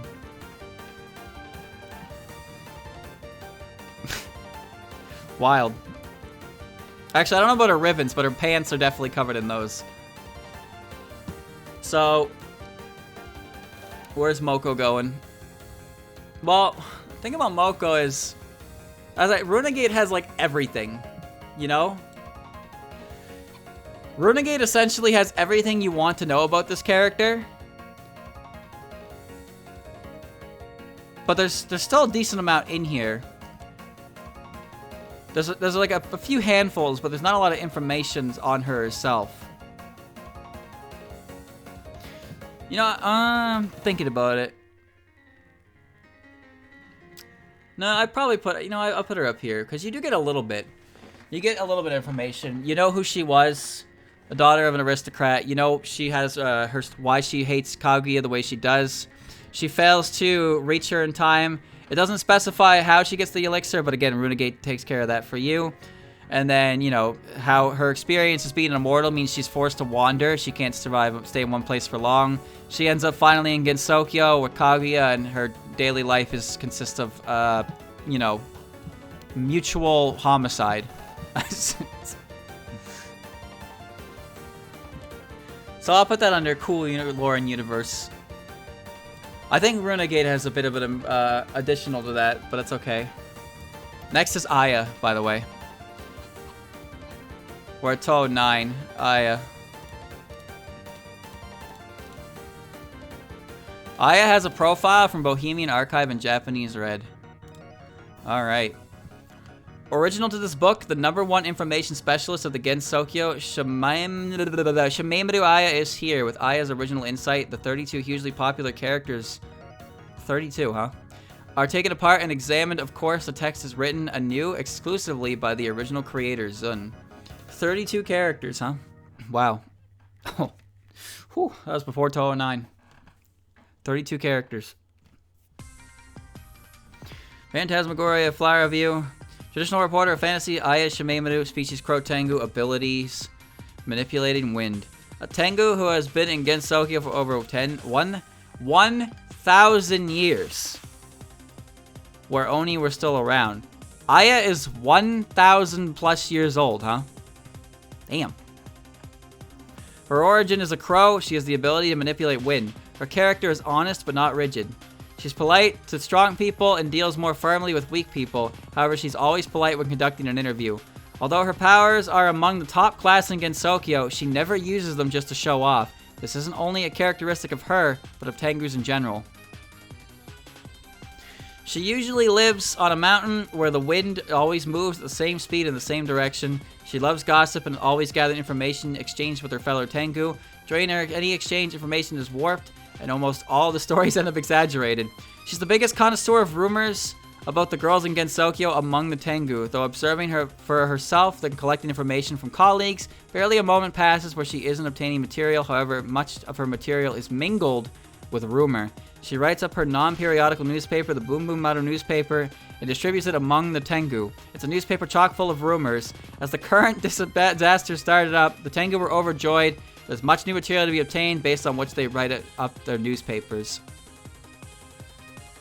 So interesting here. You notice how it mentions she usually lives on a mountain where the wind always moves at the same speed in the same direction. So Remember, this is Phantasmagoria Flower View. Yokai Mountain isn't established as a location in Touhou until Touhou 10. So it doesn't specify Yokai Mountain, it just specifies it's living in a mountain. But then come Touhou 10, the Yokai Mountain becomes a huge deal in the lore. It gets introduced into the series, and it's like massive. There's so many characters and races that exist on it. And then we have Mountain of Faith. Tengu closest to the village, Aya Shimemadu. Species Crow Tengu, ability manipulating wind. A news reporter on the Yokai Mountain, a Tengu who typically writes local news stories about the girls of Gensokyo. This time around, she got word from the White Wolf Tengu that an intruder had entered the mountain. Normally, the White Wolf Tengu are charged by the Great Tengu with patrolling the mountain and conducting negotiations and defensive operations. However, in this case, the Great Tengu decided to call on this member of the information media to conduct negotiations. Cocking her head to one side in doubt, she headed to the scene of the event, where her confusion was immediately dispelled. So you're telling me Aya got, like, direct orders from the Great Tengu to go to... Huh. The intruder was one of the girls she was always covering in her newspaper, so the Great Tengu sends her to intercept Reimu/Marissa. Interesting. In other words, the Great Tengu understood that Aya had the most in-depth knowledge of the intruder and had the best chance of being told outright what the intruder's aim was. Ah, I see. Aya went easy on the intruder, put on a show of vigorously defending herself, and purposefully lost. After all, if she let the intruder enter the mountain without putting up a fight, she would likely be suspected of being an accomplice to the humans. Aya pretended to lose to the humans. You hear that? You hear that, chat? She just pretended to lose the whole time. And guided them to the mysterious shrine that had recently appeared. She reported to her superiors that the intruders had no business with the Tengu Society, but were instead interested in the troublesome, enigmatic shrine that had appeared of late. The Great Tengu took her in a report and then commended Aya for turning around a potential threat into an opportunity. They then ordered the underling Inubashiri to continue her observation of the humans and go to investigate the shrine of the mysterious god. According to Inubashiri's report, the mysterious god and the humans had waged battle. Oh, so Momiji was spying on you. But it was truly a playful event where the two parties seemed to be enjoying themselves. Their respective personalities were bright and their heads kept level. There was little, if any, real danger. Rather, by pursuing a friendly relationship with the shrine, the yokai of the mountain might be better off in the end. After that, the chief of the Tengu, Lord Tenma, entered into secret negotiations with the mountain god. The details of the discussion were not made public, but it was made known that they had agreed to share the mountain with each other and pursue friendly relations. Since then, the Tengu and the Kappa came to have faith in their new god, though it was really more of an agreement to all celebrate together than a matter of faith. Oh, man. Aya's throwing. Aya is a character who holds back. And, you know, it makes sense. She's quite long-lived, huh? She doesn't fight with full power. Scarlet Weather Rhapsody, traditional reporter of fantasy Aishimeiru, race Crow Tengu, place of residence Yokai Mountain, ability manipulating wind, or perhaps it would be best to say her movement is the wind. She rides the wind, listens to the wind, and can cause wind wherever she pleases. She's also good at collecting the wind's rumors. Personality, very intelligent and courteous towards others, non-combative. Her mental faculties are extremely sharp and turns thoughts about in her head more quickly than humans. It's very difficult to tell what she's thinking. On top of that, she changes her mannerisms to match whoever she's with, so nobody feels entirely comfortable around her. She doesn't particularly like to fight, but she tends to pick fights a lot. However, not many can really challenge her, so few take her up on it, or she just has to let them be. And subtraining animism. Traditional reporter of fantasy, Aya Shimemadu species, you know the drill. A Tengu reporter who lives on the mountain, she heard that the Kappa and the gods of the mountain were up to something, so she went off to report on it. It turned out that the mystery was connected to the underground world. She figured she could greatly increase her circulation if she wrote a story about it, so she used Reimu to investigate. As a Tengu, she wanted to avoid actually going underground. And then Hidden Star in 4 Seasons. The Tengu who scatters autumn leaves, Aya Shimemadu. A Tengu newspaper reporter. She's been doing news reporting in various places, so she clued into the strange weather right away. These clearly aren't your average cool summers or heat waves, but in every case, the cause is concealed. She perceives something artificial about the abnormalcy. But will that intuition prove true in the end? So, alright. So her Mountain of Faith and her POFV one are actually quite detailed. So I'm putting her up here. So here's what we learned. Aya is very long-lived. She's been around for a long time. We know that she likes to write articles, and we know that she holds back her true power because, you know, crushing her opponents in one blow is not a good way to get articles. But she also knows how to conduct herself properly depending on who she's speaking with. And in the Mountain of Faith one, we learned that she was specifically tasked by the Great Tenma herself to go and see, like, stop the intruders, in which Aya does get in their way, but only to an extent to cause enough of a believable performance and allow them to slip through. After which she reports to the Great Tenma, where Inobashiri, aka Momiji, is then sent to see what's going on and watches them. Momiji reports back that what they're doing is essentially having fun, and a simple Danmaku duel, not like a real war, and as such, it sparks the Great Tenma to enter negotiations with the Mountain God, and after who knows what happens, they all agree to a mutual beneficial relationship. So there was actually quite a bit of information in there, a lot with like the mountain politics, which is kind of impressive. I didn't expect that. I like that. And now we have medicine, so get ready for nothing. Medicine melancholy. 1 text. 1. Wow. Little sweet poison, medicine melancholy. Species, doll, ability, manipulating poison. A doll thrown away into a lily of the valley field. Over the long years, she became a yokai. Since a few hundred years had still not passed from the time she became yokai, she's a novice yokai. She possesses ability to manipulate poison. Certain kinds of ingredients taken from a plant can drive animals mad. She learned that through experience and established a method of manipulating humans as she pleases. In addition, as she is not a living being, poison is harmless against her. Dolls are usually manipulated by humans. Because of this, she wishes for doll emancipation. But there aren't many dolls who agree with her. To begin with, other dolls don't move on their own. The Suzerain, which weren't expected to bloom, have begun blooming all at once this year. In addition to that, even autumn flowers, which weren't supposed to be blooming, are blooming too. She learned that there are many powers she has never seen in Gensokyo. That's it. That's it. That's all you get. You get nothing! Nothing! I've said it once, I've said it twice, I'll say it a million times. Medicine was forced to compete in the spotlight of Touhou 9's new characters among Yuka's return, Aya's first character appearance, Komachi, and Eiki. You just don't win. You just can't win as Medicine against those 4 characters.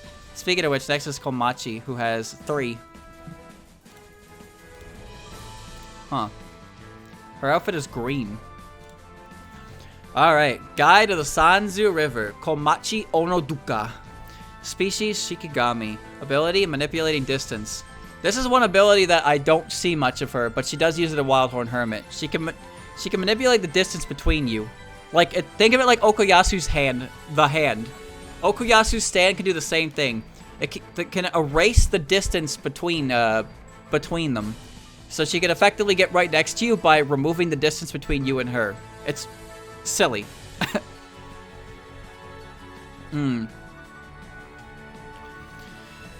yokai that provides passage for the river between Gensokyo and Higan. She has the ability to manipulate distance. When a person dies, their spirit will cross the river. Komachi lectures the dead on how to cross it.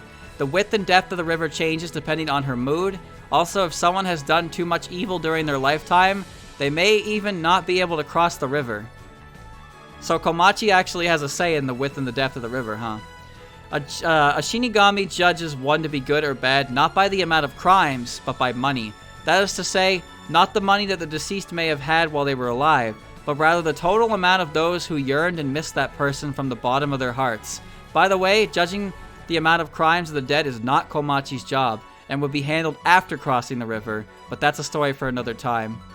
After death, when she requests a passage fee from them, people tend to be surprised since the money they have on hand doesn't correspond to their own assets, but on the assets of his or her surrounding friends. You hear that, chat?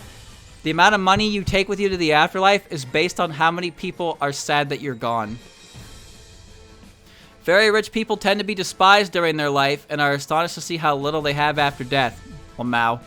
Komachi always demands that those she guides to pay all the money they have, and anyone who hesitates to pay the full sum is dropped into the river midway through the journey? What? Whoa!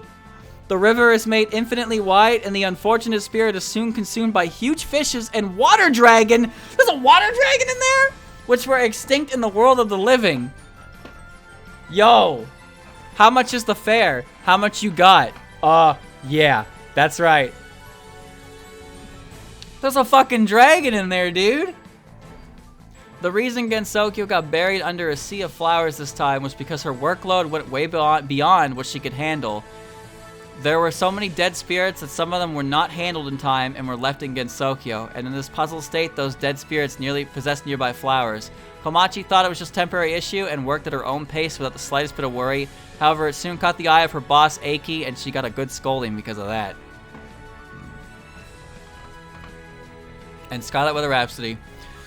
Guide of the Sanza River, Komachi Onozuka. Race, Shinigami, place of residence, Hal, ability manipulating distance. Especially the ability to change the length of a path. She can also affect apparent distance, so she can make it look like as if you're staying in the same place when you're really getting closer or farther away. Wait, Dio did that. Wait a minute. Dio did that to Polnareff. Do you remember that?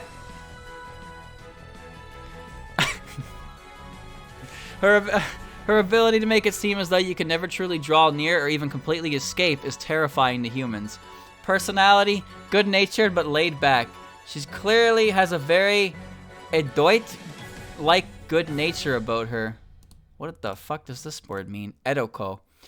A Japanese term referring to a person born and raised in Edo. The term is believed to have been coined being implied that a person has certain personality traits different from the non-native populations as being assertive, straightforward, cheerful, and perhaps a bit mercantile.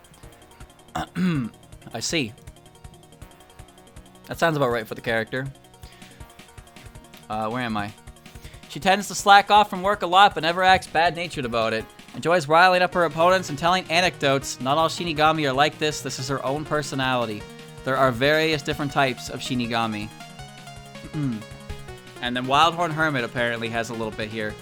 Dropped and low-plateaued Shinigami. A Shinigami that ferries souls over the Sanza River. She slacks and takes extra breaks whenever the boss, the Yama, is not watching her. Shinigami are considered a natural enemy to hermits, however Komachi isn't the one that is a threat to Kasen's lifespan. That's true. She's only a fairy woman. She mentions to Tenchi as well, that she's not a Shinigami who takes lives. But she does play with Tenchi a little bit before specifying that. And Eiki has 1. But before that, so Komachi, easily. Look, I knew that the Sanza River was home to, like, extinct fish. I did not know it was home to a water dragon. I also did not know how the currency was given. Also, Komachi can manipulate the distance of the river herself. And also, I did not know that if you do not pay the full toll, she throws you in the river. Holy shit, dude. She just tosses you in the river. Supreme Judge of Paradise, Eiki Shiki, Yama Xanadu. Yama, ability, establishing things as clear, good, and evil. One of the gods that resides in hell and judges the deceased. She possesses ability to establish things as clear, good, and evil. Her real name is Eiki Shiki, and the Yama Xanadu is the title that she carries, and her job is the Yama. Basically, the title represents the place they're in charge of. You know what's funny? I thought when I first saw Eiki, I thought her name was Shiki Eiki Yama Xanadu. I thought that was her full name. And then later on, I learned her name is Eiki Shiki. I was like, what? Unlike humans, she has a criteria of right and wrong in her own mind. Her judgment cannot be overturned by the deceased. Her criteria is quite complicated, and the seriousness of the crimes factor in everything from why they occurred to the personal history of those involved. The minimum requirement of lying to her in order to appear as a good person is not letting her discover that lie. If it's discovered, it is a huge deduction. Her usual routine is to find faults of the deceased and decide where they will be sent to. Hell, heaven, or somewhere else. Due to her job, she tends to be somewhat moralistic.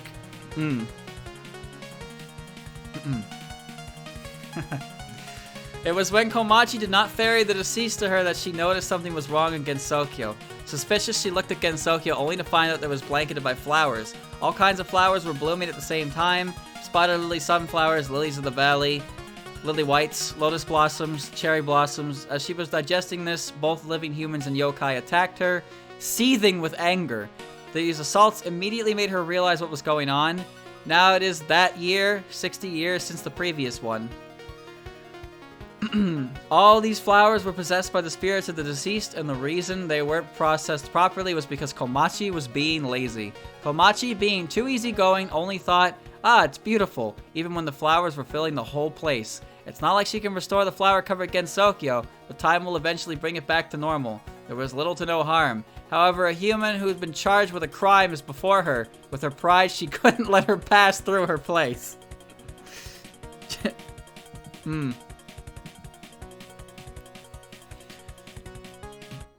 Eiki-shiki. Honestly?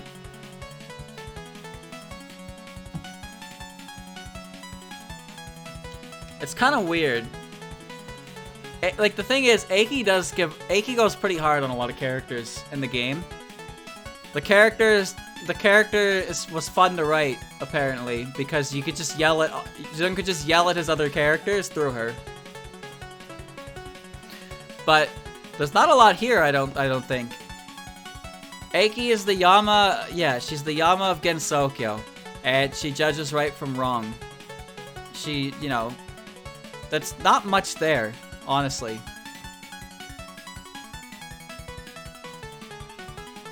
There's not much there, to be honest with you. I feel like there could be more. I feel like there could be more for her. Komachi had a lot more going on in there, but I feel like there's not really much here aside from just, like, you know, what you'd expect. I wouldn't call it sick character lore, but I wouldn't call it neat, I guess, either, because it's just kind of like, there's nothing really special about it, I suppose. Like, this is just something that you'd expect from this character, I guess. You know what I mean? You know, like, this is something you'd expect from a type of character who's a judge. But there's nothing really here that makes me think, like, oh, that's Eiki, right? But, like, because a lot of it is very vague as from an individual standpoint. So I think it needs more. I think it needs more. And it talks about Komachi. But that's, yeah. I'm going to put it there. But there you go, chat. There you go. Oh, man. Huh. What the? Alright.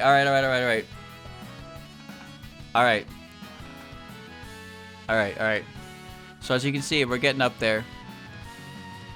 Perfect. I'm going to stop for now. We're approaching the 3-hour mark, of course. So we got through game 7. Wait a minute. I only got through 3 games. Oh my god. Wow. How did I take 3 hours to get through 3 games?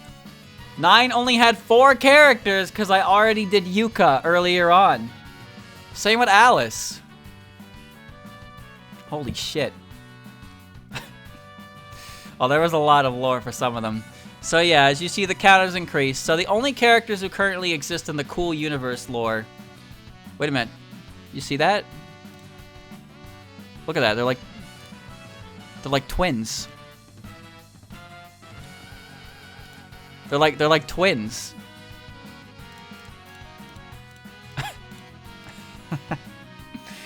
The only characters in the Cool Universe lore are the Prismrivers because of the whole Layla backstory. There's a little bit of individual personality to them, which is cool, but not enough that I think it outweighs the universe lore being the biggest part about it. As for main characters, yeah, Youmu, Yuyuko, Yukari, Suika, Kaguya, Moko, Aya, and Komachi. I think those are all pretty agreeable. Youmu is, you know, the successor to Yoki. All of her different personality traits. She teaches Yuyuko swordsmanship. The whole Saigyo Ayakashi story from Yuyuko is pretty heavy. Yukari's involvement in that as well as what she does with the boundaries, how she's behind most spiriting ways. Suika, in the sense that she is the Oni existed in Gensokyo but left, but she didn't, and how her motivation for staying, not really so much for staying, but she tried to repair the relationships between, you know, them. But you don't get information on that until you play the game. But also it explains her ability and how her ability works, and what how her chains, the bits on the end of her chains represent something. Kaguya's entire fucking short story. Moko's not as, like, detailed, but still, like, ties in. Rudagate backs it up. Aya gets a lot of information with how she handled things with Mountain of Faith and POFV for sure. And I like the explanation on Komachi's behavior and attitude and how the Sansu River works. Other than that, Wriggle is just like, I don't know. I guess I put Wriggle in as neat because the ability to manipulate insects goes pretty far, where she can actually manipulate some serious creatures, but it's very little. It's like barely neat. More like, please, more characterization, you know? But Mistia, Reisen, and Eren, they have a little bit in their Omake, but these characters also get a ton of characterization in other mediums, so it's hard to ask for more characterization in that regard. And then you have Letty, Chen, Lily, Ron, Kane, Tay, Medicine, and Aki. All those characters have something that's neat, but not neat enough to warrant a neat, I guess. Because Letty, we don't know anything about other than that she's very strong in winter and she doesn't show up at any time except winter. Chen is a Shikigami of a Shikigami who exhibits more Bakeneko traits than Shikigami traits, and then she's affected by water. Lily, who just shows up and announces spring. Ron, who does her master's bidding, but not much else. Kane, who has a pretty neat ability, but doesn't really do anything with it. She doesn't do something with it in stage 3 of Touhou 8, I guess. But even though she's she's dead set on helping humans, she's never really ever shown helping humans ever. She just kind of like exists in the background character. Tay gets a lot of cool characterization in other mediums, and she's a fun character to play with. But as far as the Omake goes, there really wasn't much of anything. Medicine gets virtually nothing, and she ceases to be a character after Touhou 9. And Aki, I just feel like Aki's Omake was too, this is what the judge does instead of this is who Aki is as a character, you know? If there was a little more of both, then it's fine. Because I like learning about what the characters do, but Aki's is pretty cut and dry, I think. Personally, I think it's a bit cut and dry. That's all. Ron kind of gets characterization, but not really. She gets mentioned as being asked to calculate the depth and the width of the Sansu River in an article. But the thing is, everything Ron does is at the behest of her master, right? Ron does not act of her own free will. She only does things that Yukari asks her to do. So as far as her actual personality goes, it's hard to really gauge it because she only really acts when she is told to act. Chen is a little more, Chen is a little more free-willed, but we still don't even see her either. Pretty much everything we know about Ron's personality comes from fandom interpretations, taking her one way or the other. Extremely doting parent, booba monster, the usual suspects. So she's not a very frequent character in canon. Even when she showed up in Cheating Detective, she doesn't do anything, She's just there as she's just there as an accessory to Yukari's character, She shows up with Yukari in the fighting games as well, but she doesn't do anything but serve as an attack. So it's kind of like, oh. It's kind of like, oh. So yeah, there you go. That wasn't too much change. Wasn't too much change. Oh man, oh man. So chat, that leaves, holy shit. We got 10, 10.5, 11, Hat, Sengetsu 12, oh my god, 13, 14, 15, 14.5, 13.5. Now granted, that's like 1 or 2 characters of the 0.5 games. I see Yoki in there for some reason. I don't think he's gonna have anything though. And then there's the written characters, so we got Renosuke, Reisen, Watatsuki's, Kasen, Maribel, Renko, Kasen, Kozusu, and Akyu. We're not gonna see anything on Fox, Marissa, don't worry. And then we got Tsukasa and Tsukasa, of course, because I don't know why there's 2 of them. Either way, there's There's a lot of ground to cover. We're not gonna be done this for a while, huh? It's just hard to believe it's been over 3 hours, you know? Like, I know I've been talking for a long time, but when you look at the amount of characters I actually put on this tier list, the amount of characters that I put here is probably about 10 to 15.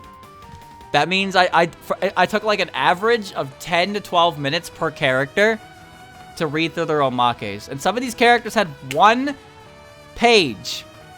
1. Anyway, that's progress, baby. But unfortunately, it will not end here.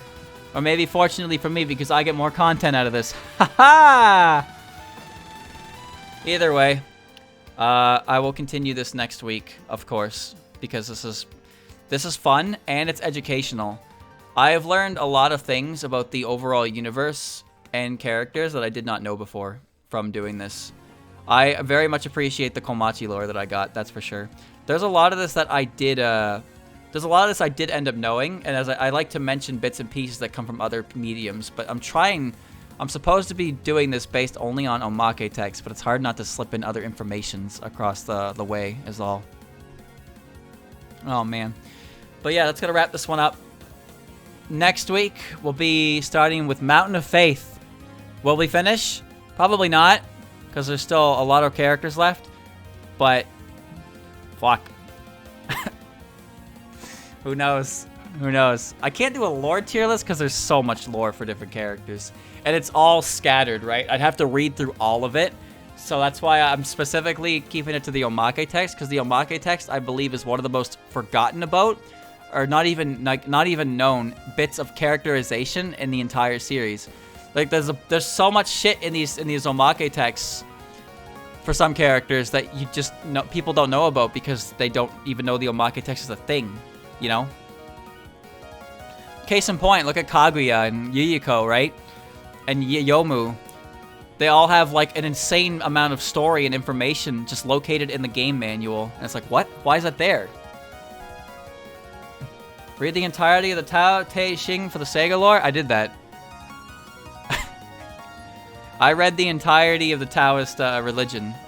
And that Sega Teaches Taoism game. I did that. That stream was 2 hours long, and about an hour and 45 minutes of it was just me reading through the arts, the rules of Taoism. Alright.